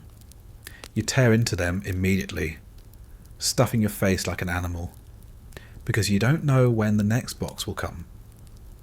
Sometimes you find yourself staring at a single cookie, debating whether to eat it now or save it for a day when you really need it. Most of the time, you eat it. Out here, tomorrow isn't guaranteed. Then there are the rare luxuries that show up by chance. A shipment of fresh fruit, maybe apples or oranges, brought in on a convoy. They're bruised, mealy, sometimes halfway spoiled, but nobody cares.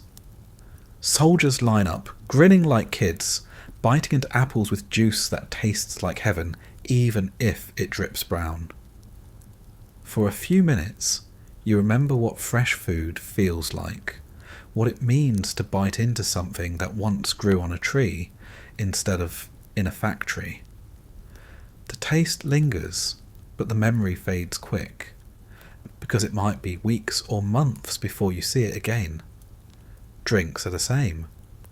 Mostly it's bottled water, warm and flat, with powdered mixes stirred in until they glow neon. Sometimes there's instant coffee, bitter enough to make your teeth ache, poured from urns the size of barrels. On rare days, a shipment of soda arrives, flat, warm, fizzing weekly. It tastes like pure joy anyway. Soldiers crowd around, cracking cans, toasting with plastic cups, grinning like they just won the lottery. A warm Coke out here is worth more than champagne back home. Food becomes more than sustenance. It's morale. A good meal, or even just a less terrible one, lifts spirits for a moment. A bad one sinks you deeper.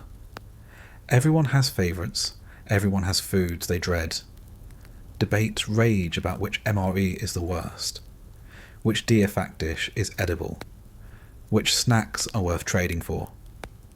Food talk fills the silence, distracts from the waiting, gives you something to laugh about even as your stomach churns.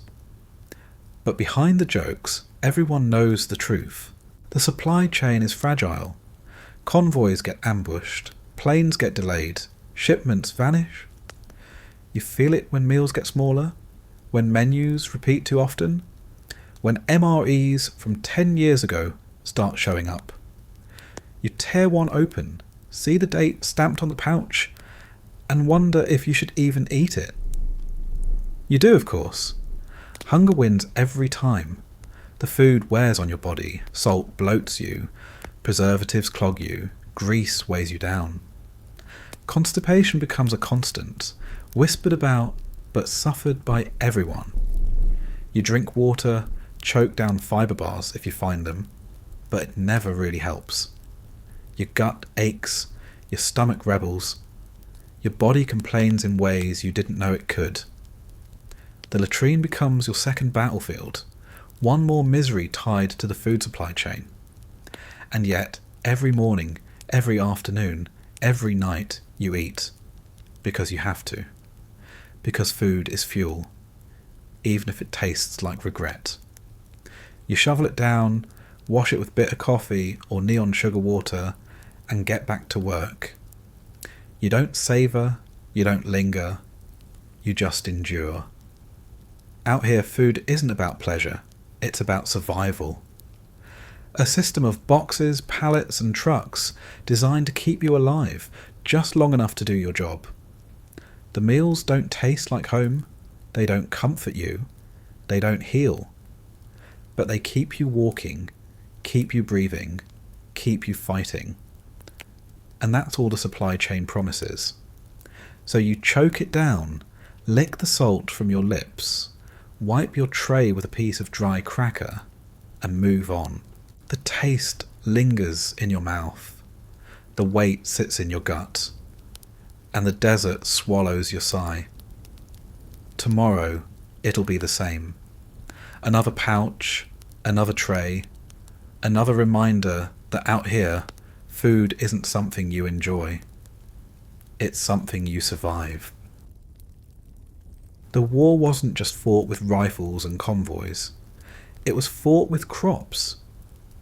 You'd walk on patrol, boots grinding through dust, and sooner or later you'd pass a field that didn't look like the others. Rows of green stalks, bulbous pods swaying in the breeze, sticky sap glistening under the sun. Poppies. They were everywhere, stitched into the land like scars. Fields stretching so far, you wondered how much of the world's hunger for pain was fed by this one valley. Opium wasn't a rumour out here, it was the landscape.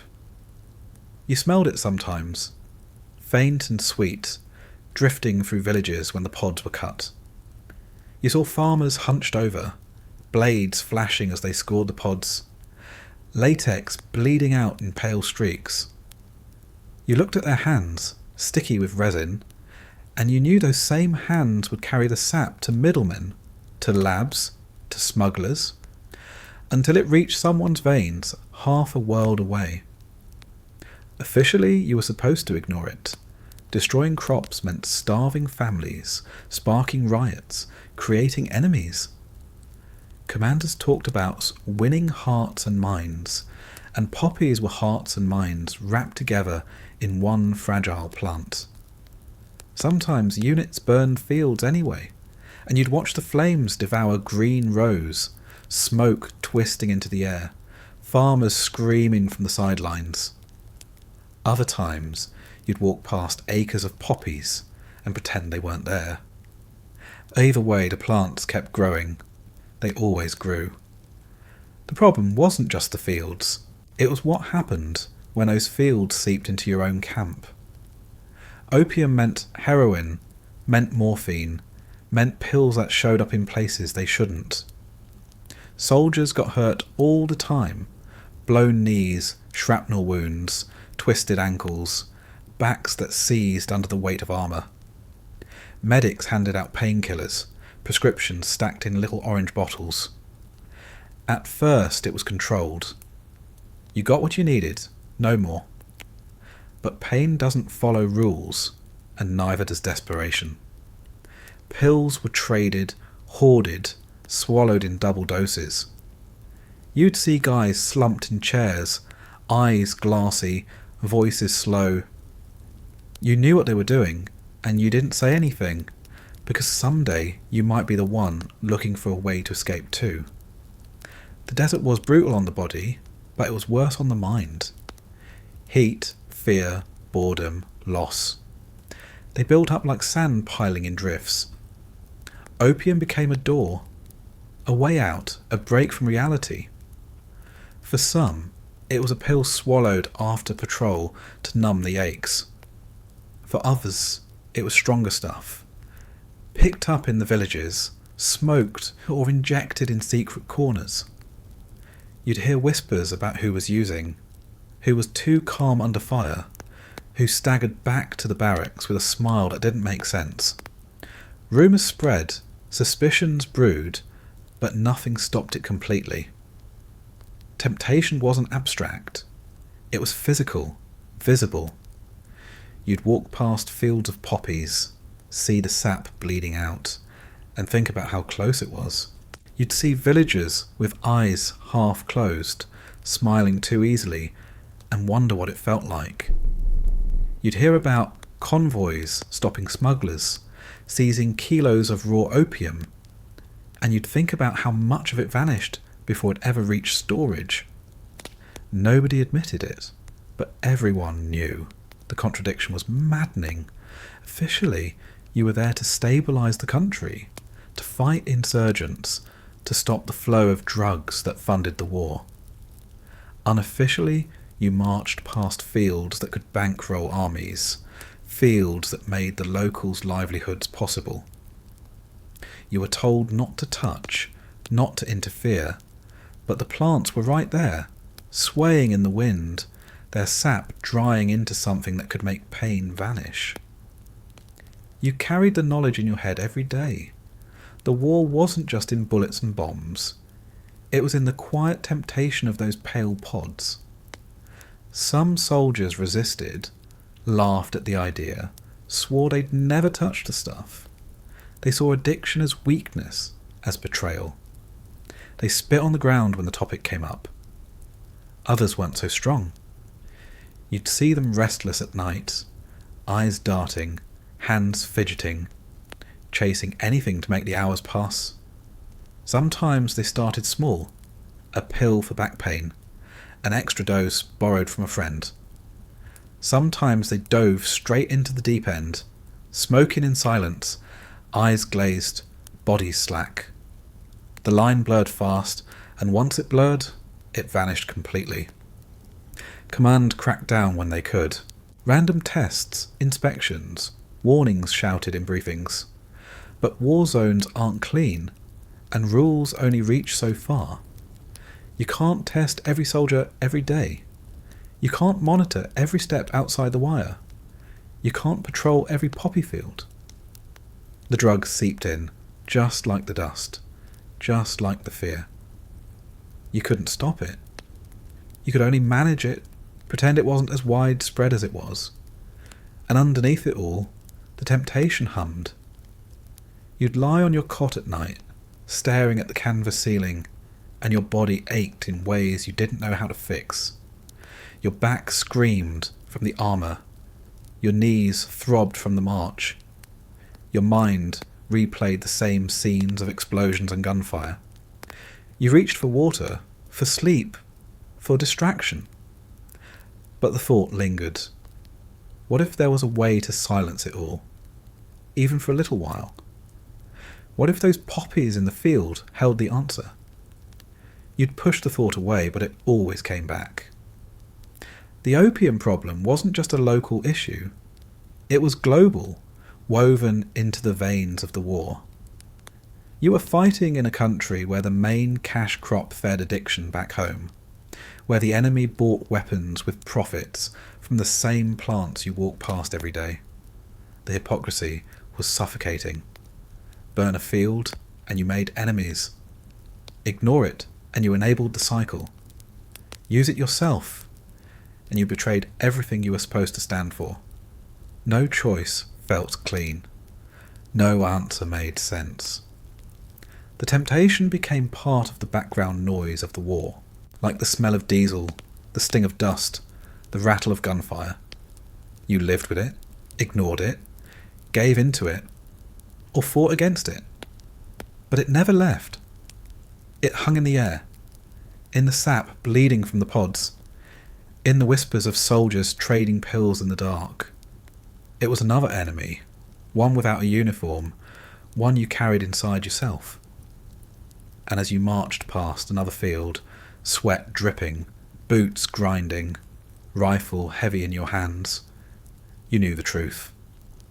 Bullets could kill you fast, bombs could kill you sudden, but the opium could kill you slowly, piece by piece, until you weren't sure who you were anymore. It never begins with a plan. Nobody raises their hand one morning and says, today is the day they're going to step across the line. It starts smaller, quieter, with pain that refuses to leave. Out here, pain is constant. Your knees grind from the weight of armour. Your back aches from cots and marches. Your shoulders throb from carrying a rifle that never seems to lighten. Every joint feels older than it should. Every muscle tighter than it can handle. You stretch. You grit your teeth. You drink water. You tell yourself to suck it up. But the body doesn't forget. Pain lingers. And out here, pain has a way of becoming permanent. That's when the pills enter. They're handed out by medics, by doctors, flown in from bases bigger than yours, sometimes just by friends who had extras rattling in their pockets. Officially, they're for injuries, sprains, fractures, shrapnel wounds, post-surgery recoveries. They're measured, logged, recorded. But unofficially, they move like currency. A twisted ankle earns you a bottle of 20. You only use 5, and the rest don't vanish. They sit in your kit, waiting, until the day your back locks so tight you can't breathe, and you reach for one. The first swallow doesn't feel like rebellion, it feels like relief. A small white pill, bitter on the tongue, chased down with lukewarm water from a bottle that tastes like plastic. You wait, at first nothing. Then slowly the sharp edges of pain soften. The knot in your back unwinds. Your shoulders loosen. Your breath deepens. For the first time in weeks, maybe months, you feel like your body belongs to you again. You stretch and it doesn't hurt. You sit and it doesn't ache. The relief feels almost holy, like you've been given back a part of yourself that the desert stole. You tell yourself it's fine. It's prescribed, after all. It's not like you're sneaking around. Doctors gave them out for a reason, and you're using them for exactly that. Pain. But pain has layers. There's the physical kind, easy to point at. A knee, a back, a shoulder. Then there's the kind that hides deeper. The restless nights when you replay explosions behind your eyes. The afternoons when boredom gnaws until your head feels like it'll split. The mornings when dread coils in your stomach before patrol. The pill smooths that too, in ways you didn't expect. Your mind slows. Thoughts dull. The edges of anxiety blur. You breathe easier. Not just because your back stopped hurting, but because your head stopped screaming. And the first time is practical. The second time is curiosity. The third time is routine. Soon, the pill bottle isn't something you keep for emergencies. It's something you reach for, because the day feels heavy and you need a lift. You don't brag about it. You don't announce it. You just quietly take one, wash it down, and let the relief roll in. You smile more, talk easier, sleep deeper. You convince yourself it's manageable, controllable, safe. But pills don't work in isolation. Word spreads. You notice who else is using, whose eyes look too glassy, whose laughter comes too quick. You trade a couple, borrow one, stash extras. A bottle empties faster than you remember, and you find yourself asking around. Anyone got something for pain? It sounds innocent. It always does. Someone slips you a pill. Someone else hands you two. No money changes hands, just favours, trades, silent agreements. The supply never really stops. It's always somewhere nearby, tucked into a pouch, rattling in a plastic bottle, hidden in a pocket. The slide is slow enough that you don't notice at first. You're still marching, still filing paperwork, still pulling guard duty. You tell yourself, if you were addicted, you wouldn't be able to function. You're functioning fine. Better even. The aches are gone. The nerves are steady. The boredom less crushing. Pills make it easier, smoother. You're convinced you've cracked the code. How to survive the grind without falling apart. But then the dosage creeps. One pill doesn't smooth the edges anymore. 2 does. Then 2 doesn't hit the same way. And you're chasing the relief with 3. The bottle empties quicker. Your requests more frequent. You tell yourself you're still in control. Still careful, still fine. But the truth gnaws in the back of your head. The relief doesn't feel optional anymore. It feels necessary. The desert doesn't help. The desert. Patrols are long. Cots are stiff. The climate punishes every joint. Pain comes back no matter how many times you think you've beaten it. And now, you're not sure if the pain is real or if it's just your body screaming because it wants another pill. You can't tell the difference anymore. All you know is you don't want to feel the raw edge of life without something to dull it. And then there's the quiet temptation to take it further. Pills are easy, but the villages whisper of stronger things. Opium, heroin, black tar boiled and smoked, powder pressed into syringes. You hear rumours of soldiers sneaking out, of locals offering sap for a handful of cash. You see eyes half closed, smiles too wide, and you wonder what it feels like beyond the pill. You tell yourself you won't cross that line. You believe it, for now. The first hit isn't dramatic. It isn't some cinematic moment where a soldier falls into addiction in an instant. It's a pill swallowed in a dusty tent, a drink of warm water, a sigh of relief. It's the moment you stop thinking about pain and start thinking about escape. It's subtle, quiet, almost invisible. But it's the doorway. And once you step through, the path back narrows behind you. Nobody plans to slide. They just wake up one day and realise they've been sliding all along. You sit on your cot, bottle empty, head pounding, body restless, and you realise the truth. You're not taking pills to dull the pain anymore. You're taking them to feel normal, to keep from shaking, to stop your skin from crawling. You've shifted from relief to dependence, and the slide that felt invisible now feels unstoppable. And you tell yourself you'll quit tomorrow, you'll cut back, you'll stretch it out. But the desert doesn't care about tomorrow. The war doesn't wait for you to recover. The patrol leaves with or without you. The paperwork stacks whether you're shaking or not. The waiting eats at you all the same. So you reach again, swallow again, and tell yourself one more time it's fine. Because the truth is, the first hit isn't the one that hooks you. It's the second, the third, the 10th, the 100th. It's the quiet, steady march toward a place you swore you'd never go. And once you're far enough down that road, turning back feels harder than marching forward. Combat is never routine, even when it happens often enough that your body pretends it is. You can march the same road 100 times, scan the same rooftops, nod at the same villages, and still one day everything erupts. An explosion underfoot, a crack of gunfire slicing the air, a sudden chaos that turns the world from dull misery to blinding terror in less than a second. The first reaction is fear, and it doesn't matter how tough you think you are. Your chest tightens, your stomach drops, your vision narrows until all you see is the threat in front of you. Every sound is sharp, every movement violent. The adrenaline surge hits so hard it's almost painful.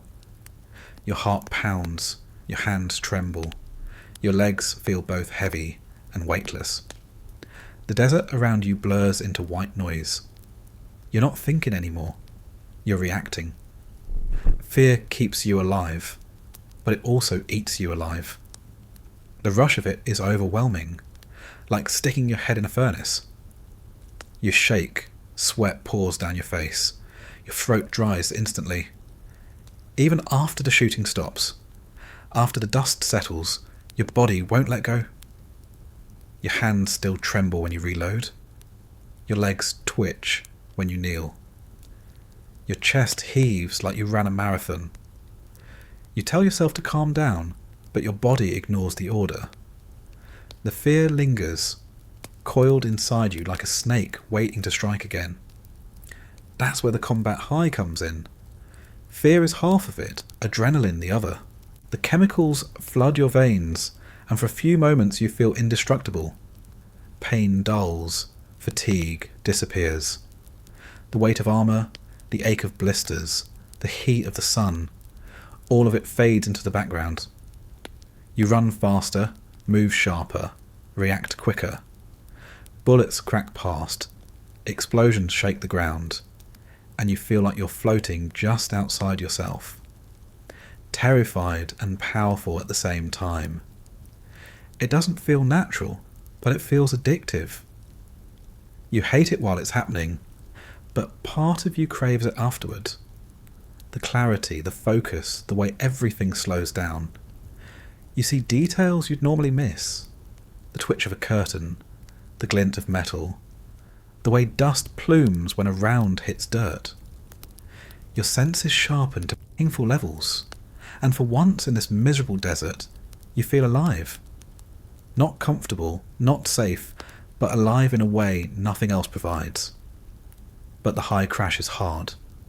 After the firefight ends, after the adrenaline drains, your body collapses. Muscles shake uncontrollably, your stomach churns, your hands won't stop quivering. You sit in the dirt, gulping water, heart still racing even though the threat is gone. Exhaustion slams you so hard you feel hollow. Fear drains you.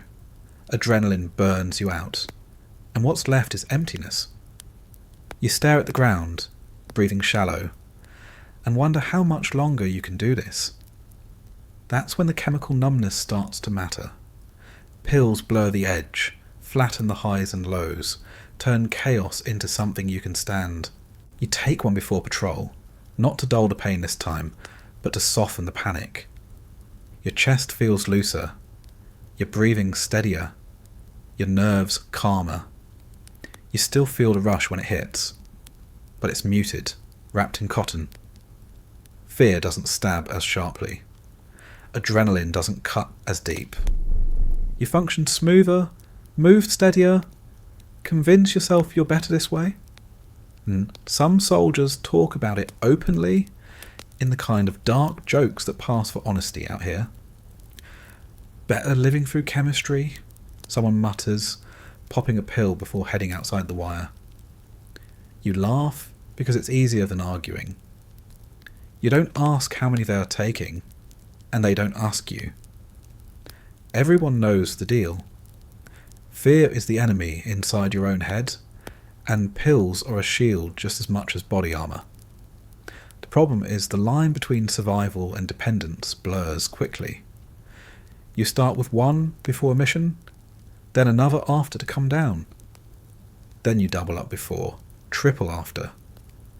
You tell yourself it's necessary, that without it, your hands would shake too much, your breath would come too fast, your focus would scatter. You believe it because you want to. You believe it because the alternative is facing raw combat with nothing between you and your fear. And yet combat itself becomes addictive too. The high, the rush, the sharpness. It stays with you long after the firefight ends.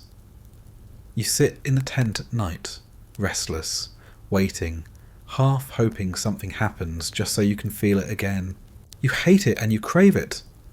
The pills numb it, dull it, make it manageable. But deep down you remember the clarity, the rawness, the way the world narrowed to survival. You wonder what that says about you, and then you take another pill to stop wondering. The combination is dangerous. Fear, adrenaline, chemicals. They swirl together until you don't know which is which. You're calm in firefights, not because you're brave, but because you're dosed. You're steady, not because you conquered fear, but because you flattened it. You tell yourself it doesn't matter. Results are results. But a voice lingers in the back of your head, asking if you're losing yourself in the process. The body pays the price. Pills slow your reflexes even as they calm your nerves. Your movements lag by half a second. Your thoughts stumble.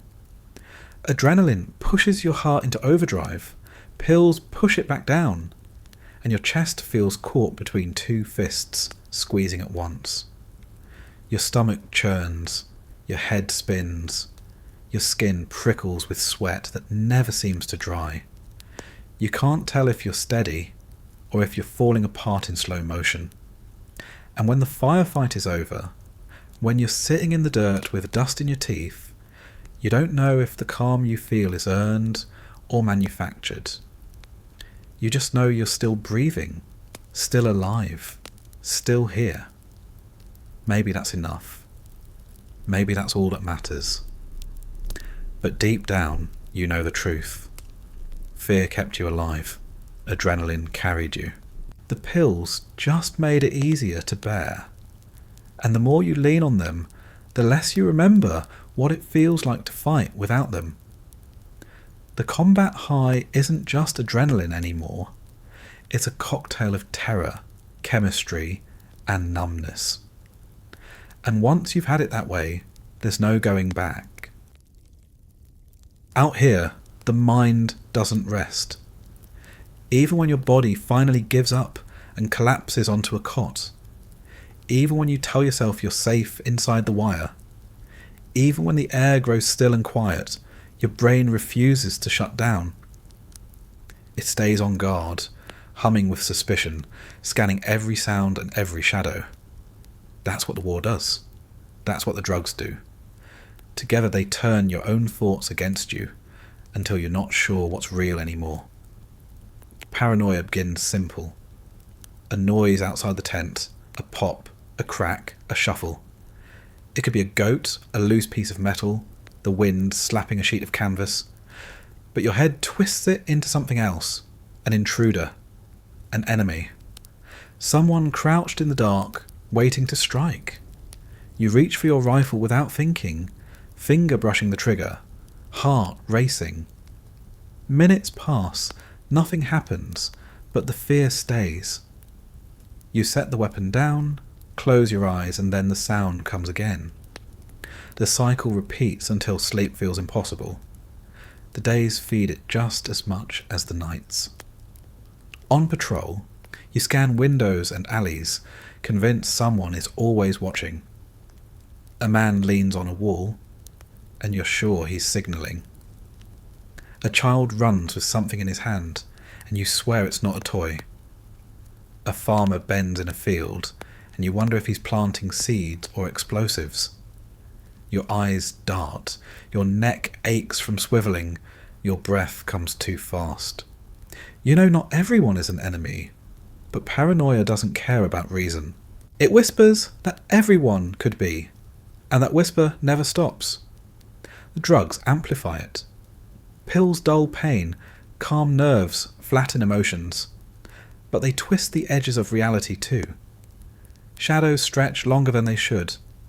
Movements blur, sounds echo where they don't belong. You hear whispers at night, voices that vanish when you sit up.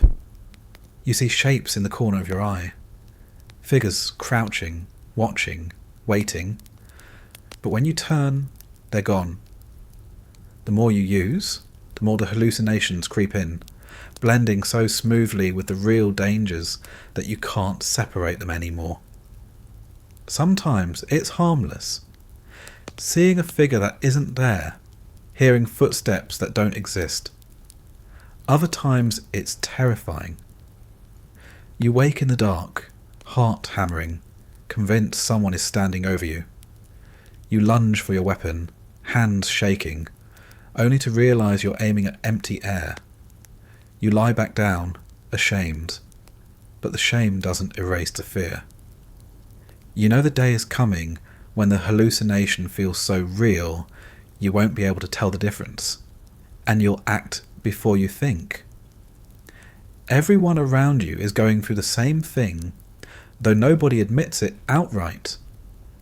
You see it in their eyes, wide and restless. You hear it in their voices, low and sharp, when they whisper about strange sounds or figures moving in the dark. You laugh it off in daylight, joke about ghosts in the desert, about the shadow people. But deep down, everyone knows it's not just jokes. The shadows are in your heads, crawling, spreading, digging deeper with every sleepless night and every pill swallowed. The paranoia bleeds into daily life. You don't trust food from villagers, convinced it's poisoned. You don't trust water unless you saw it poured. You don't trust smiles, handshakes, friendly waves. You don't even trust your own squad sometimes, wondering if someone's holding out, using more than they admit, hiding things that could get you all killed. The tension sharpens until even friends feel like threats. Conversations turn clipped, eyes linger too long, silences stretch heavy. And the worst part is that sometimes you're right. Sometimes there's someone in the shadows. Sometimes the man leaning against the wall is a lookout. Sometimes the child running with something in his hand is carrying a grenade. Sometimes the farmer really is planting an IED. You can't afford to dismiss your paranoia, because out here it's not always wrong. The enemy hides in plain sight, and the line between caution and delusion grows thinner by the day. Sleep only makes it worse. Dreams twist into nightmares. Nightmares twist into waking visions. You jolt awake, heart pounding, convinced you heard footsteps or whispers. You stare into the darkness and see faces that aren't there, eyes glinting where no one stands. You roll over, pull the blanket tighter, squeeze your eyes shut, but even then, behind your eyelids, the shadows flicker. You wake in sweat, throat raw from shouting, hands locked tight around your rifle. Nobody says anything in the morning, because everyone's been there too. Hallucinations sometimes come in the light as well. Heat shimmers on the horizon, and suddenly you're sure you see movement. Dust swirls, and you swear it takes shape. You blink, squint, rub your eyes, and the shapes vanish. You tell yourself it's just the heat, just the exhaustion, just your brain misfiring. But the feeling lingers, the certainty that you weren't imagining it. You drink more water, take another pill, keep marching. The cycle continues. The combination of paranoia and hallucination changes how you carry yourself. You walk tighter, your grip on the rifle firmer, your eyes darting more than they should. Your squad notices. They look the same too. Shoulders tense, movements jerky. Everyone's nerves are frayed, stretched thin. The war outside is one thing, but the war inside your own head feels worse. You can't escape it, can't rest from it, can't fight it. You live with it, day and night, until it feels like part of you. And the most dangerous part is the silence. Nobody wants to admit how bad it is. You don't want to be the one to say you're seeing things, hearing voices, doubting every shadow. That kind of admission could get you pulled from duty, sent home, labelled weak. So you stay quiet. You laugh off the fear, joke about ghosts, pretend the hallucinations don't shake you. But inside, you're unravelling, one phantom figure at a time. The desert doesn't forgive paranoia. It feeds it. Every shadow looks suspicious. Every sound carries threat. Every villager's glance feels loaded. You carry it like another layer of armour, heavier than Kevlar, sharper than steel. And even when you leave the patrol, even when you sit in the tent, even when you try to sleep, the shadows follow. They're in your head now, and no amount of distance or daylight can make them leave. You breathe slow, tell yourself to calm down, tell yourself it's nothing, but the whisper doesn't stop. The figure doesn't vanish.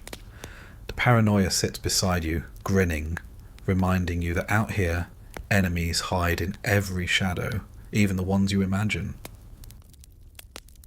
Out here, you don't survive alone. The desert strips you down too quickly. The war pushes too hard. the nights stretch too long. You might arrive thinking you're strong enough to handle it by yourself, but the reality sets in fast. The only way you make it through is with the people beside you. Brothers in arms, they call it that, and for once the phrase isn't an exaggeration. It becomes true in ways you didn't expect. At first, the bond grows out of necessity. You sleep in the same tent, eat the same tasteless meals, march the same endless patrols. You sweat, curse, laugh and complain in the same rhythm.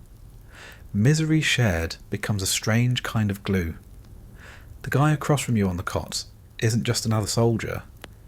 He's living the same grind, enduring the same filth, dragging the same weight. You look at him and see your own exhaustion reflected back. That recognition alone forges a connection that people back home will never understand. Conversations start simple. Jokes about the food, complaints about the weather, stories about home. Then they deepen. You swap memories like currency. Childhood tales, high school disasters, girlfriends left behind, families waiting states away. You hear the same stories told again and again, and you don't mind, because repetition is comfort. You tell your own too, sometimes embellishing, sometimes not, because the truth doesn't matter as much as the sharing. Words fill the silence, and the silence needs filling. Humour takes root quickly. It's crude, dark, often cruel, but it's the only way to cut through the tension. Someone slips in the mud, and the entire squad erupts in laughter, even as they curse. Someone falls asleep on watch and never hears the end of it. Someone farts in a cramped Humvee and becomes a legend for the day. You laugh harder than the jokes deserve, because laughter feels like defiance. It's a way of saying you're still human, even when everything around you feels inhuman. But the bond isn't just about laughter. It's about silence too. The things you don't say out loud. Everyone carries their own weight, their own fears, their own cracks in the armour. You see it in each other's eyes.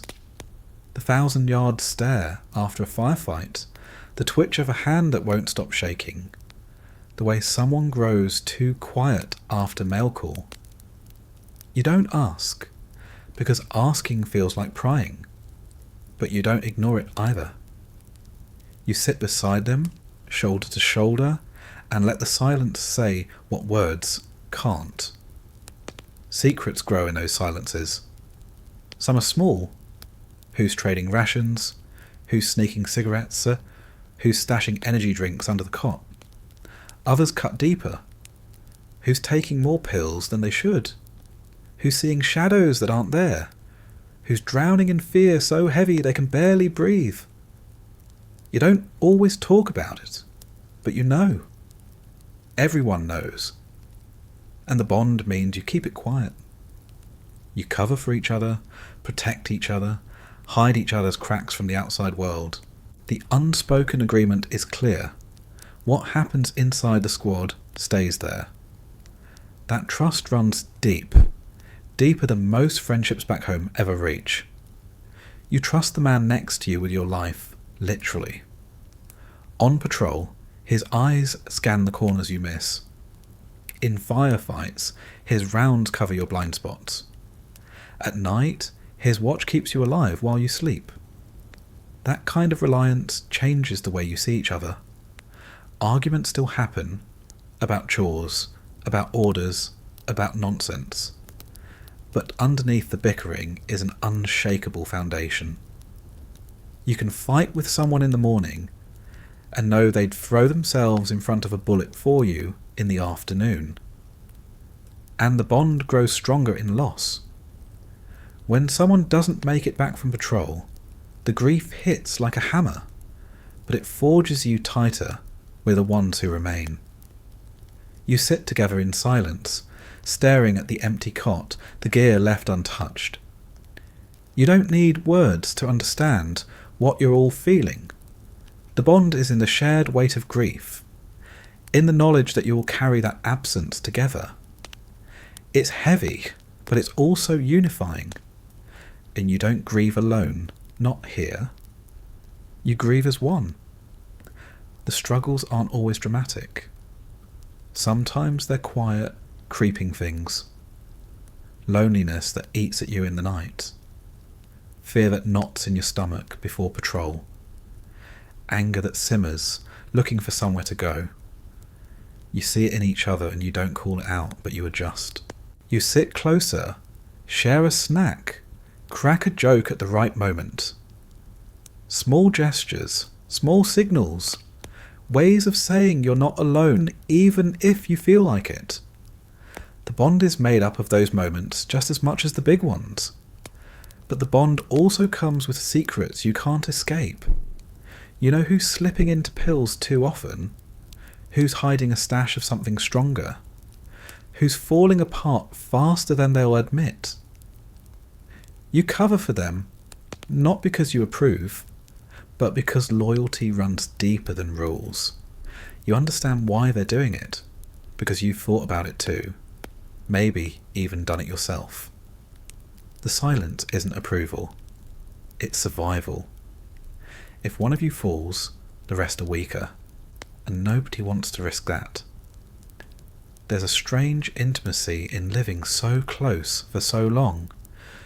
You know each other's routines, each other's quirks, each other's worst habits. You can tell who's walking toward the tent just by the sound of their boots. You can guess someone's mood by the way they set down their rifle.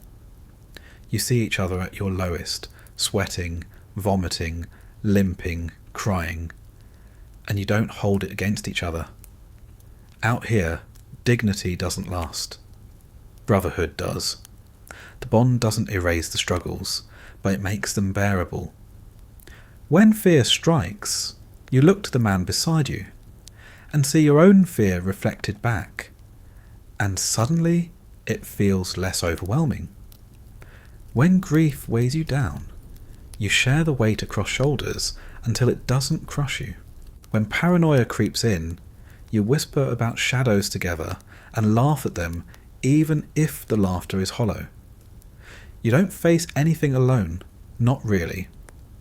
And yet, even with the bond, some struggles remain silent.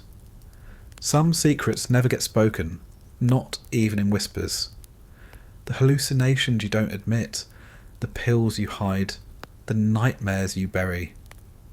Brotherhood doesn't erase those things. It just means you carry them together in silence, pretending not to see what you all know is happening. The bond is strong, but it's not a cure. It's just a shield, cracked and battered, but better than nothing. When deployment ends, the bond doesn't vanish.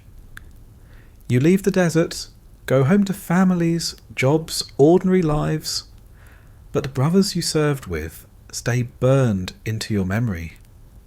You think of them when you smell diesel, when you hear a loud bang, when you lie awake at night staring at the ceiling. You think of the jokes, the silences, the secrets. You know you will never have another bond quite like it, because nothing else strips you down to the core and rebuilds you through shared misery.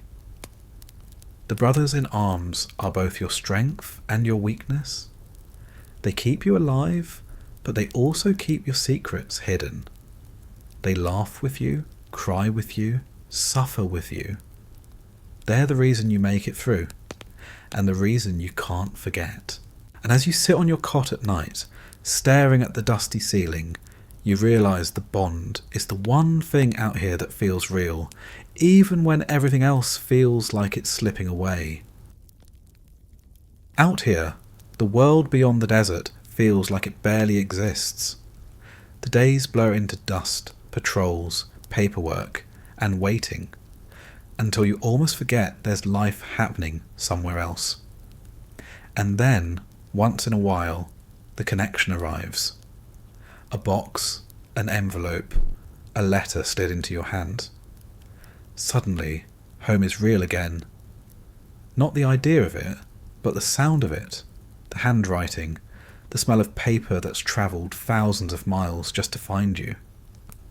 Mail call is one of the only times a soldier feels like a child again, waiting in line, restless, impatient, heart pounding as names are read off one by one. Some days the pile is big, a mountain of envelopes and boxes. Other days it's small, barely enough to go around. And some days your name isn't called at all, and that absence stings harder than you want to admit. You tell yourself maybe next week, maybe the convoy was delayed, maybe the mail got lost. But the truth digs in. Someone back home didn't write, and silence carries its own weight. When you do get a letter, you hold it like treasure.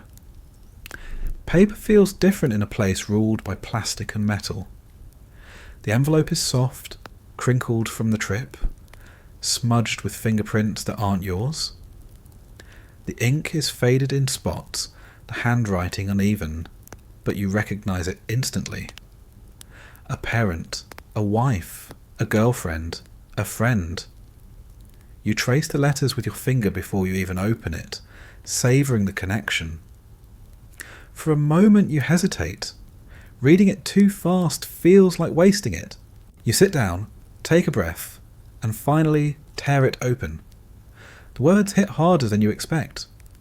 Sometimes they're simple, everyday updates, whether back home, a new job, a family dinner you missed. Sometimes they're heavy with emotion. Love poured out in shaky sentences, promises to wait, hopes for your safe return. Sometimes they're casual, almost dismissive, as if the writer doesn't know what to say to someone at war. Every word matters, even when they don't realise it. You read slowly, reread again, commit the sentences to memory. Letters bring longing with them. You picture the places described, the people writing, the meals they mention. You imagine the sound of their voices as you read their words, filling in what's missing with memory. For a moment, you're not in Afghanistan. You're home, sitting at the kitchen table, laughing with family, walking down familiar streets. The illusion doesn't last, but it's enough to make your chest ache. Loneliness deepens, sharp and sudden. The letter lifts you up and crushes you at the same time. Care packages carry the same mix. A box filled with snacks, photos, trinkets, maybe a shirt that still smells faintly of detergent from home. You tear into it like a starving man, not just for the contents, but for the feeling. Someone cared enough to send it, to think of you, to pack and tape and write your name. You share some things, hoard others.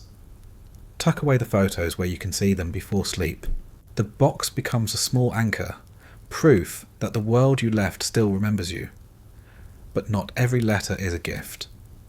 Some carry bad news, and those hit harder than any explosion. A breakup scrawled in a few lines, cold and distant. A parent sick, a grandparent gone, a friend lost in an accident. You sit there with the paper shaking in your hands, reading the words again and again, hoping they'll change. They don't. The desert doesn't pause for grief. You can't go home, can't hold anyone, can't do anything except fold the letter and tuck it away. You walk out on patrol with the words still burning in your head, trying to pretend you're focused, but every step feels heavier. Even good letters can twist. Reading about life moving on without you, the parties, the jobs, the milestones, feels like betrayal, even when it isn't. Time keeps moving back home, while yours stands still. You're frozen in the desert, sweating, waiting, fighting, while everyone else lives. The disconnect grows, sharp and painful. You write back, but your words feel weak, awkward. How do you describe dust storms, latrine fires, Patrols where nothing happens until everything does. You simplify, you soften, you leave things out. Letters become half-truths because you don't want to worry them and they don't want to burden you. Sometimes letters arrive late, weeks or months after they were written. You read about events that already happened, about worries already resolved, about moments long gone. You'll laugh at the time delay, shake your head, but inside you feel the gap widening. You're never in sync with home. You're always behind, always catching up, always watching life unfold from a distance you can't close. The act of writing back is its own struggle. You sit on your cot with a pen in hand, staring at blank paper. You want to be honest, but honesty feels cruel. You want to say you're scared, exhausted, falling apart, but you don't. You write instead about the heat, the food, the boredom. You throw in a joke, a reassurance, a promise. You keep it light, because you know they're reading it at the kitchen table, not a war zone. You tuck away your pain, fold the paper, seal the envelope. The silence stays with you, heavy and unspoken. And still, letters matter. They matter more than food, more than rest, more than almost anything else. A single page can lift you for days, keep you walking, give you something to cling to when the desert feels endless. You reread them until the paper creases, until the ink fades, until you know the word by heart. They become talismans, carried in pockets, tucked in helmets, hidden in boots. You fold them and unfold them until they fall apart, and then you carry the pieces anyway. The bad news doesn't erase the good. Even the worst letters remind you that someone took the time to write. And when you're sitting in the dust, staring at the page smeared with tears or sweat, you realise the truth. Letters are both a wound and a bandage. They open you up and they hold you together. They hurt and they heal. They remind you of what you lost and what you're fighting to get back. The desert doesn't care about your loneliness. The war doesn't pause for your longing. But the letters slip through anyway, small scraps of connection in a place designed to erase it. And as you fold one up, slide it under your pillow, and close your eyes for a few minutes of restless sleep, you know you'll wake up still clutching it, still rereading it, still needing it. Because out here, letters from home are the only proof you still belong to another world. Every patrol eventually winds its way into a village, and stepping into one feels like crossing into a different world. Out in the desert, it's just dust, rock, and emptiness. But a village has life, sound, movement. Children dart between alleys, goats bleat from rooftops, women vanish behind doorways, men sit in small groups, eyes fixed on you as you pass. On the surface, it's ordinary, but underneath, the air hums with tension, a kind of silence even in the noise, the kind that settles in your stomach and never leaves until you're back behind the wire. The first thing you notice is the poverty. Houses made of mud and straw, walls cracked, roofs patched with scraps of wood and plastic. Streets are nothing more than dirt tracks, pitted with holes, lined with refuse. Children run barefoot, clothes torn, faces streaked with dust.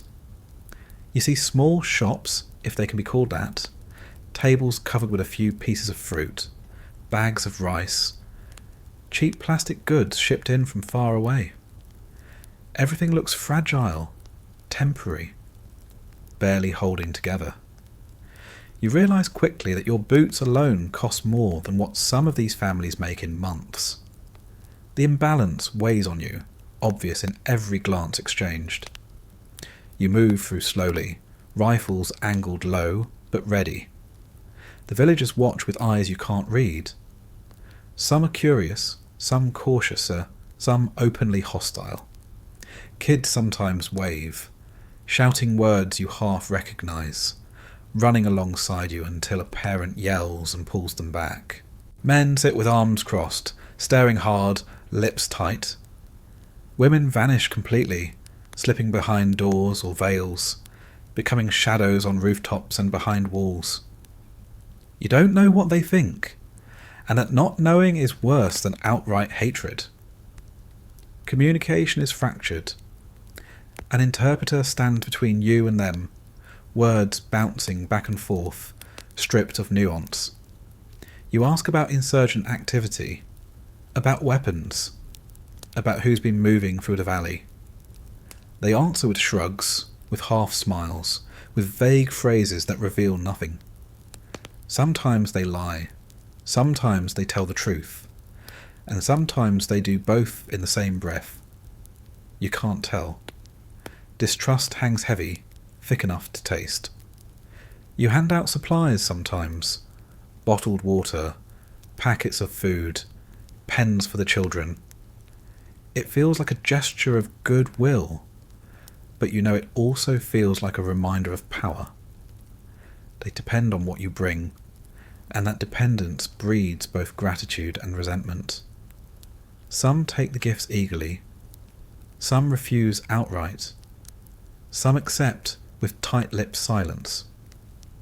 You smile through it, because that's what you're trained to do, but inside you wonder what they're thinking when you turn your back.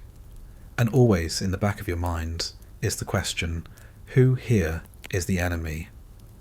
You walk past men who stare too long, past teenagers with narrowed eyes, past children who watch in silence instead of smiling. You wonder if one of them planted an IED on the road you just walked, or if they'll plant one tomorrow. You wonder if someone's hiding a rifle under that rug, if someone's texting your position to fight us in the hills. Every glance becomes a suspicion. Every smile hides a threat. Every silence feels like an answer you'll never get. The poverty doesn't make it easier to sympathise.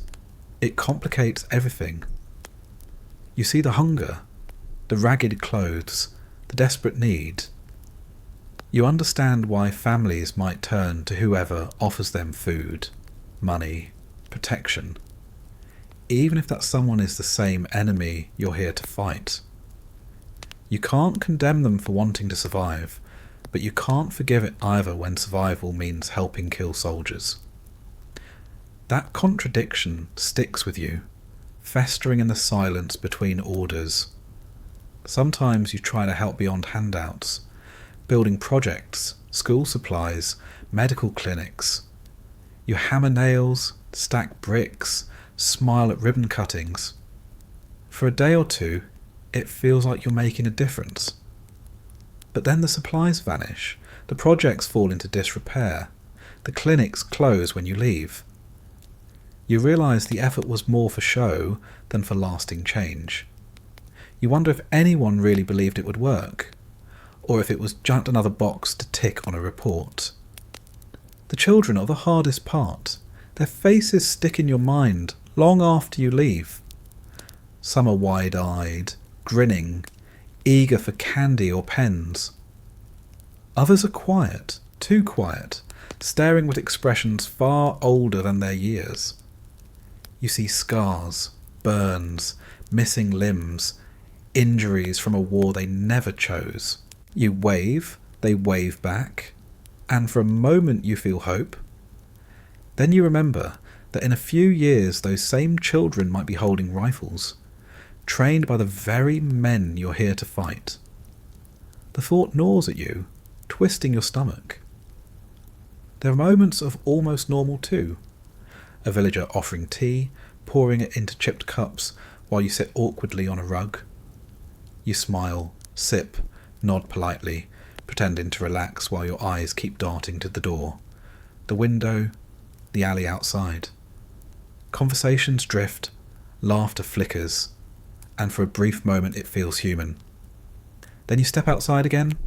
The rifles rise, the suspicion returns, and the moment is gone.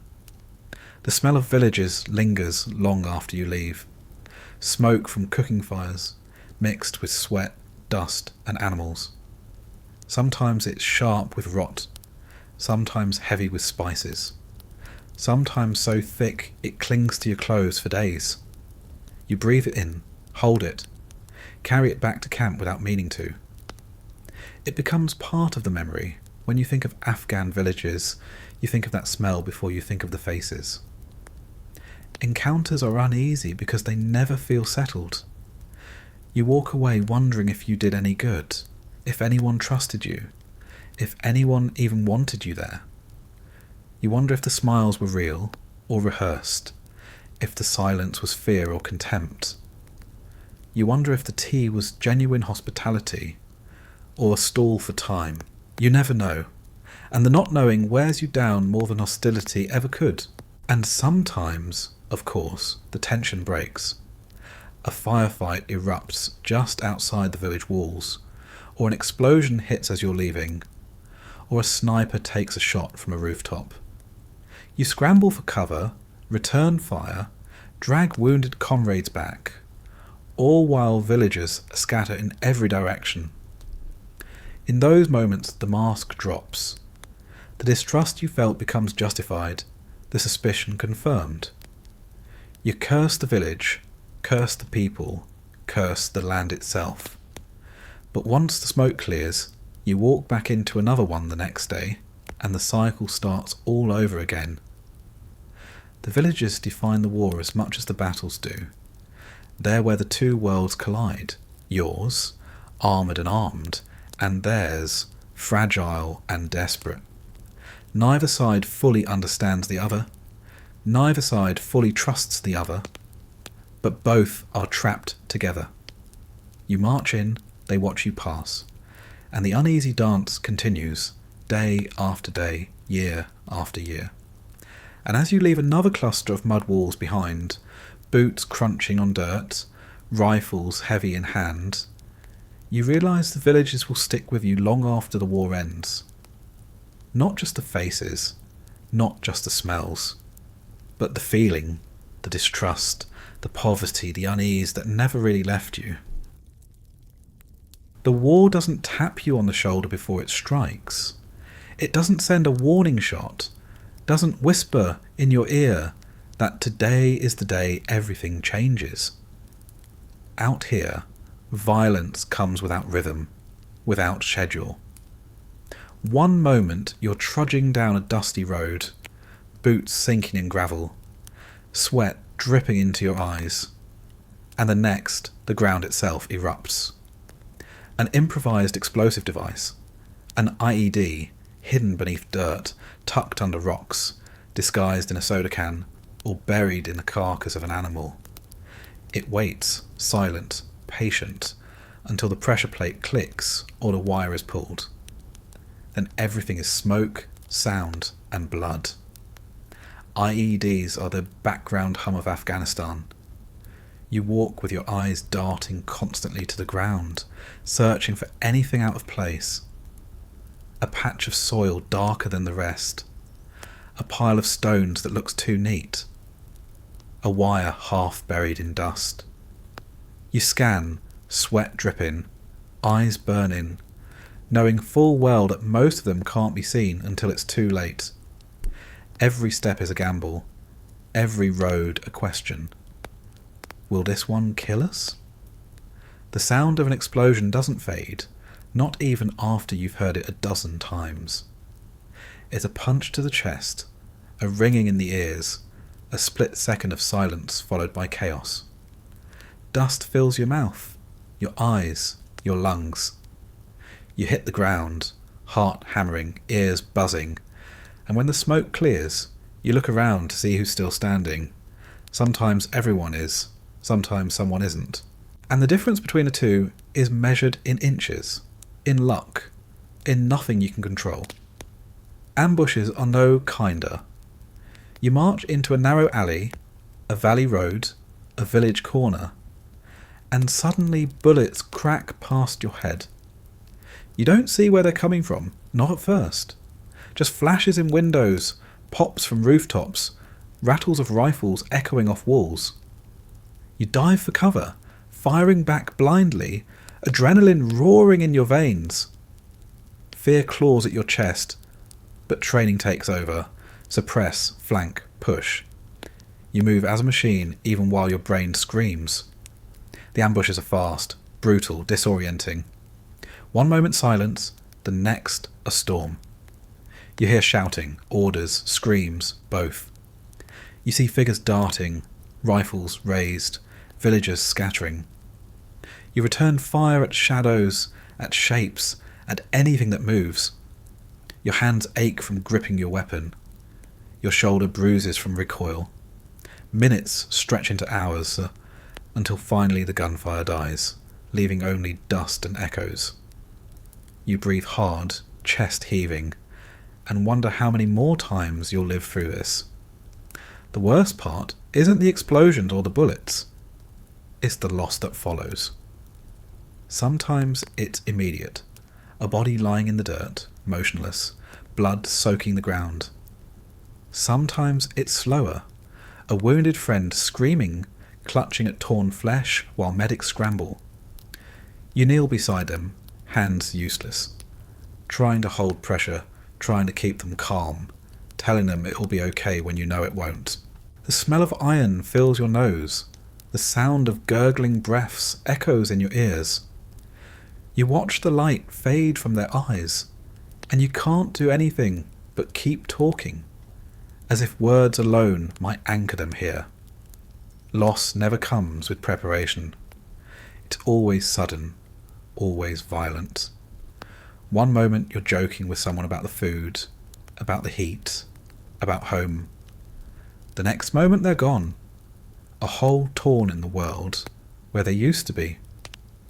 You sit in the barracks at night, staring at their empty cots, their gear untouched, their boots still by the bed. The silence is unbearable. Nobody knows what to say, so you don't. You sit together, shoulders heavy, eyes fixed on nothing, pretending the weight is manageable. You tell yourself you'll forget the details, but you don't. You remember the sound of the explosion, the way the ground shook.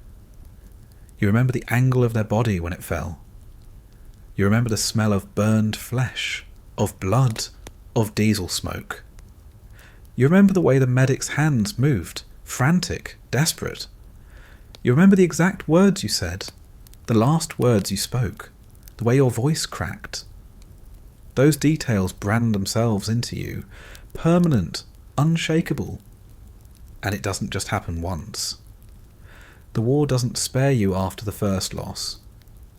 It comes again, and again, and again. You march out knowing each patrol could be the one.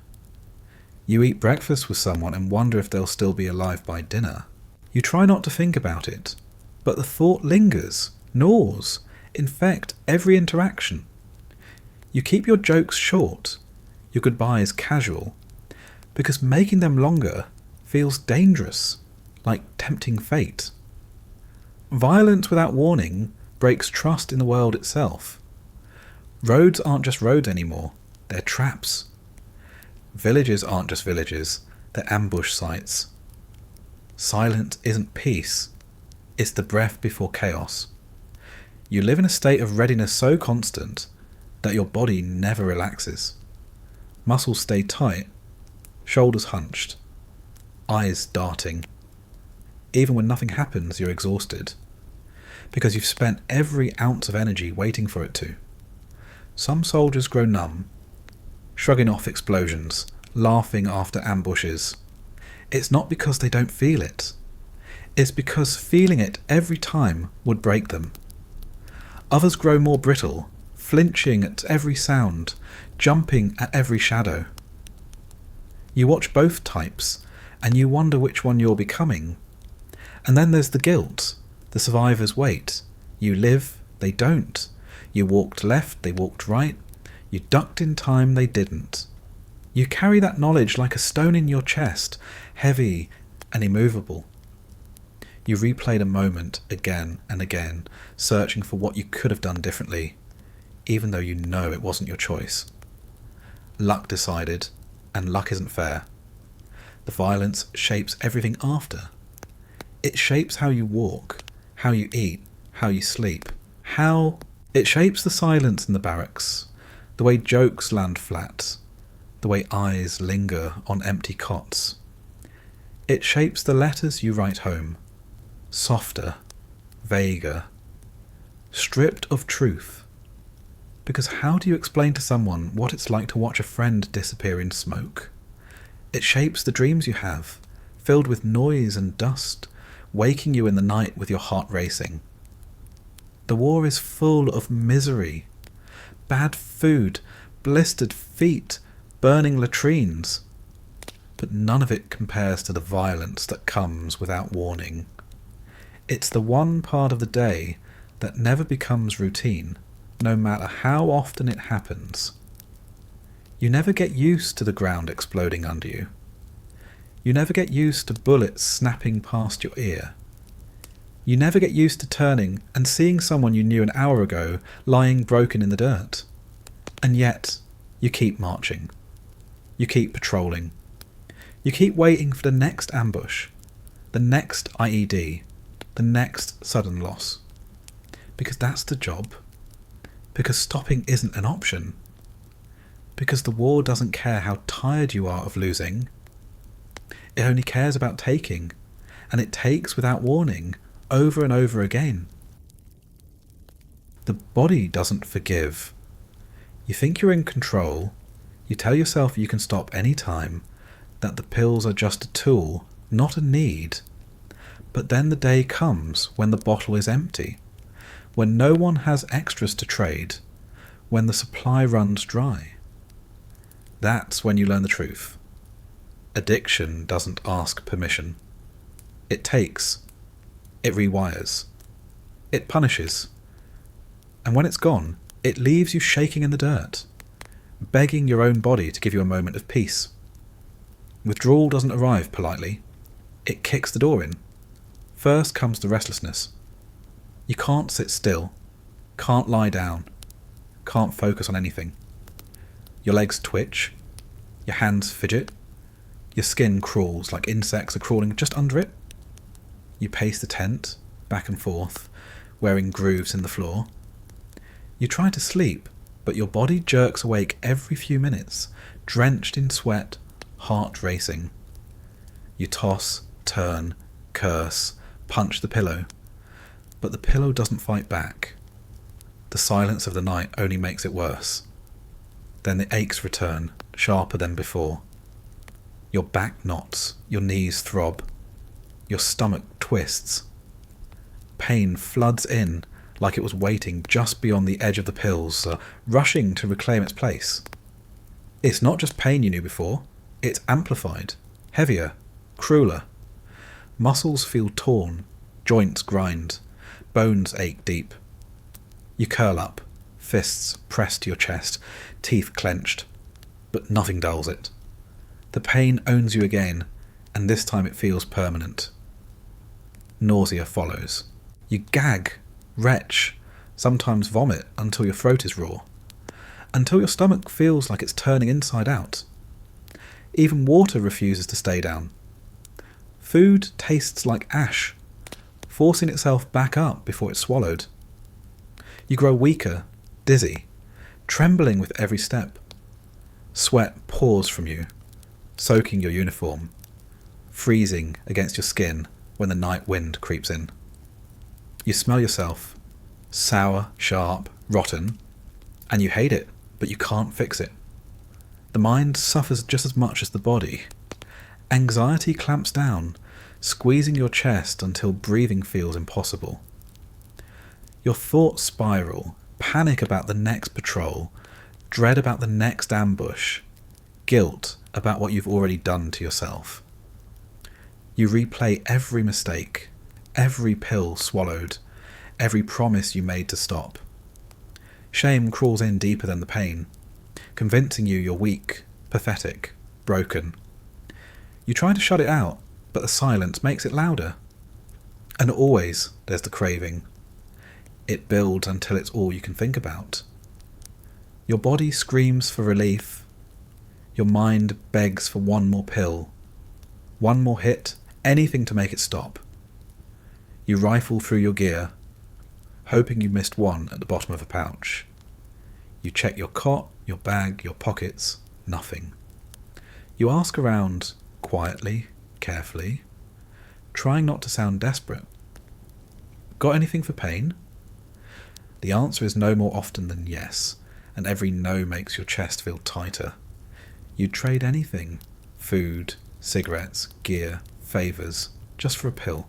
Desperation eats away at pride, until pride doesn't matter anymore. The worst moments come during night watch, when the camp goes quiet, when the generator hums in the distance, when the desert is black except for the stars. You sit there with your rifle across your lap, eyes scanning shadows, body trembling. The withdrawal doesn't care that you're on duty. It shakes your hands, blurs your vision, makes sweat drip into your eyes. You blink hard, squinting into the darkness, sure you see movement. A shadow shifts, a figure crouches, a glint flashes. You raise your rifle, heart hammering, finger twitching on the trigger. But when you look again, nothing's there. Time stretches cruelly during watch. Minutes feel like hours, hours feel endless.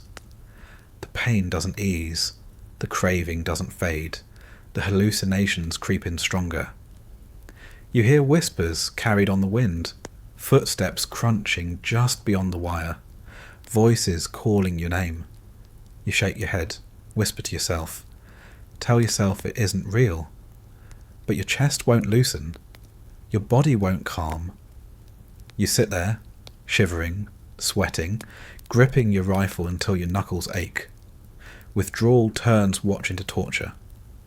You can't leave your post, can't collapse, can't beg for relief. You have to sit, alert, ready, while your body falls apart. The fear of missing something, the enemy slipping close, a mortar dropping, a shadow turning real, mixes with the fear of your own weakness. You hate yourself for how much you need the pills, and you hate yourself more for not having them. Pride curdles into shame. Shame curdles into despair. You grit your teeth and wait for the shift to end, praying for relief that never comes. The cycle repeats, night after night. You wake drenched in sweat, shivering under a thin blanket, stomach twisted. You march during the day, every step agony, every breath ragged. You sit on watch at night, craving, hallucinating, whispering to yourself in the dark. The desert doesn't care. The war doesn't care. Withdrawal doesn't care. You suffer quietly, because what else can you do? Some soldiers break under it. They find another source, buying from locals, stealing from convoys, begging from medics.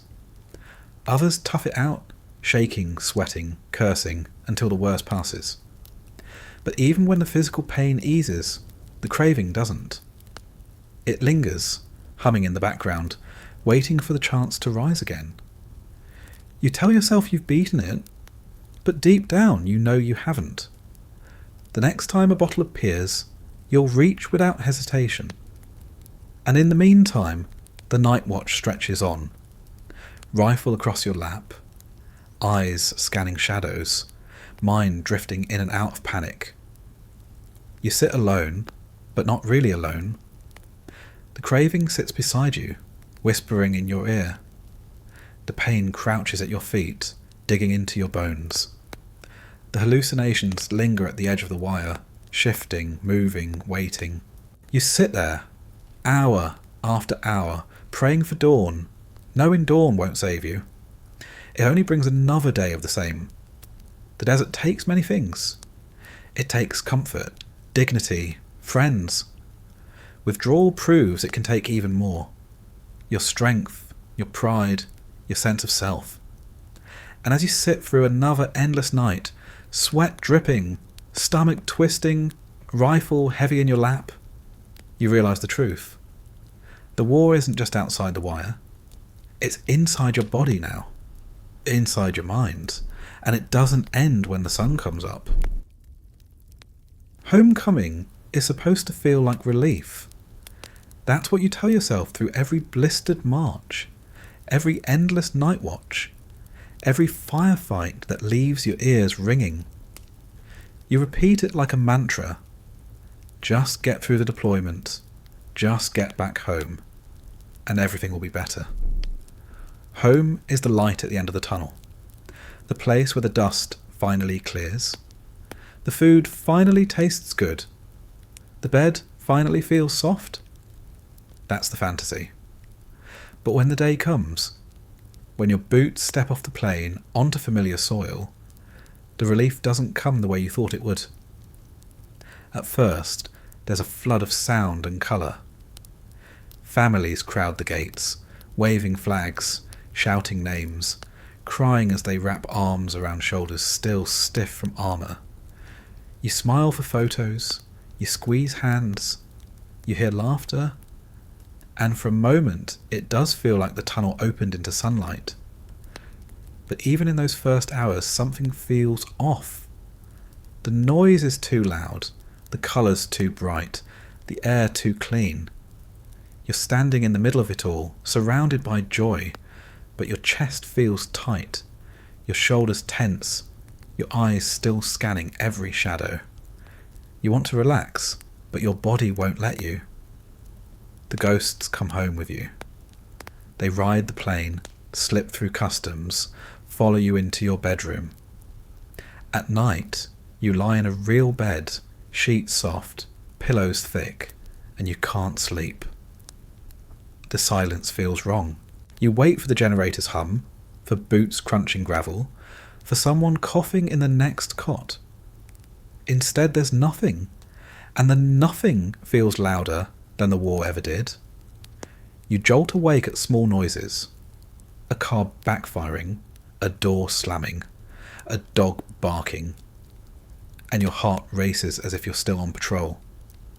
You sweat through the sheets, staring at the ceiling, whispering to yourself that you're safe, even when it doesn't feel true. Dreams twist into nightmares. Explosions, ambushes, faces of the dead staring at you with blank eyes. You wake gasping, throat raw, fists clenched. Sometimes you reach for a rifle that isn't there, fingers curling around air. You lie back down, heart pounding, afraid to close your eyes again. The ghosts don't leave. They're not just memories, they're passengers you can't shake. Daytime isn't easier. Crowds feel dangerous. Alleys feel like ambush sites. Trash bags on the side of the road look like IEDs. You drive past construction zones and flinch at the sight of the wires in the dirt. You walk into a grocery store, and the sheer abundance overwhelms you. Rows of food you haven't seen in years, smells too clean, people moving casually, unaware of how fragile it all feels. You grip the cart until your knuckles ache, convincing yourself it's normal, even when nothing feels normal anymore. The body carries its own ghosts, knees that never healed from the weight of armour, a back twisted from years of bad cots and heavy packs, blisters that turn to scars, lungs that rasp from smoke and dust. Every step hurts in ways that medicine can't erase. You limp without meaning to. You grunt when you bend. You wake stiff and sore no matter how soft the mattress.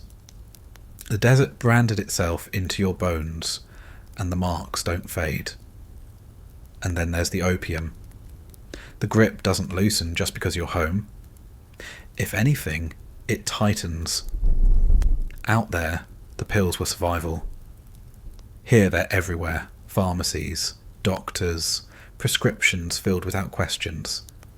You limp into a clinic, complain about pain, and a bottle lands in your hand. The same pills, the same relief, the same slide. You tell yourself you need them for your back, for your knees, for your sleep. You convince yourself it's medical, legitimate, controlled. But deep down you know the truth. You weren't freed from the habit when you left the war. You carried it home with you. At first, nobody notices. You smile at family gatherings, hug your kids, laugh at jokes. You take pills quietly, slipping them into your pocket, washing them down with water when nobody's looking. You function fine, and as long as you're functioning, nobody asks. But the dosage creeps again, just like before. 1 becomes 2, 2 becomes 3. The bottle empties faster, the refills come sooner. You tell yourself you'll cut back, but you don't. You tell yourself you'll quit, but the craving whispers louder than promises. The nights are the worst. When the ghosts crawl closer, when the pain sharpens, when the silence feels unbearable. You sit awake in the dark, staring at the ceiling, pill bottle rattling in your hand. You think about the desert, about the night watches, about the endless craving. You think about the friends who didn't come home, and the weight presses heavier. You swallow, sigh, and wait for the numbness. It comes, but it never lasts. Opium's grip is invisible to most. To family, you're just quieter, more tired, more distant. To doctors, you're just another veteran with chronic pain. To friends, you're just harder to reach, harder to laugh with. The truth hides in the details. The empty bottles tucked in drawers. The restless pacing at night. The way you shake when the pills run low. You carry the war in your body, in your mind, and in the chemicals you can't let go. Coming home doesn't mean escaping. It means carrying. Carrying the ghosts of faces you'll never forget. Carrying the pain etched into your bones. Carrying the craving that started with 1 pill in the desert and never let go. People clap your back, call you a hero, thank you for your service. You smile, nod, thank them. You don't tell them the truth, that the war never ended, it just changed shape. That home isn't the relief you thought it would be. That opium followed you across oceans and set up camp in your veins. You walk through familiar streets, sit at familiar tables, sleep in familiar beds, and you feel like a stranger. The desert echoes in your head. The ghosts crowd your dreams. The craving hums in your chest. You carry it all, silently, because explaining it feels impossible. And as you take another pill, wash it down with clean water from a glass instead of a bottle, you realise the desert never really let you go. Coming home isn't the end. It's just another battlefield, quieter, but no less cruel. And the enemies, ghosts, broken bodies, and opium's grip, don't fight fair. They never did. And that's where we'll leave it tonight. You've walked through the dust, sat in the heat, marched under the weight, eaten the rations, and felt the grip of something far darker than just war. You've seen how the body breaks, how the mind frays, and how home isn't always the end of the story. It's heavy, it's unsettling, but it's the truth of what life was like, and what it still is for so many who lived through it. If you made it this far, let your eyes rest now. Let the images fade, the voices quiet, the shadows soften. The story doesn't need to follow you into your sleep. You've carried it long enough for tonight. Rest easy, and I'll see you in the next one.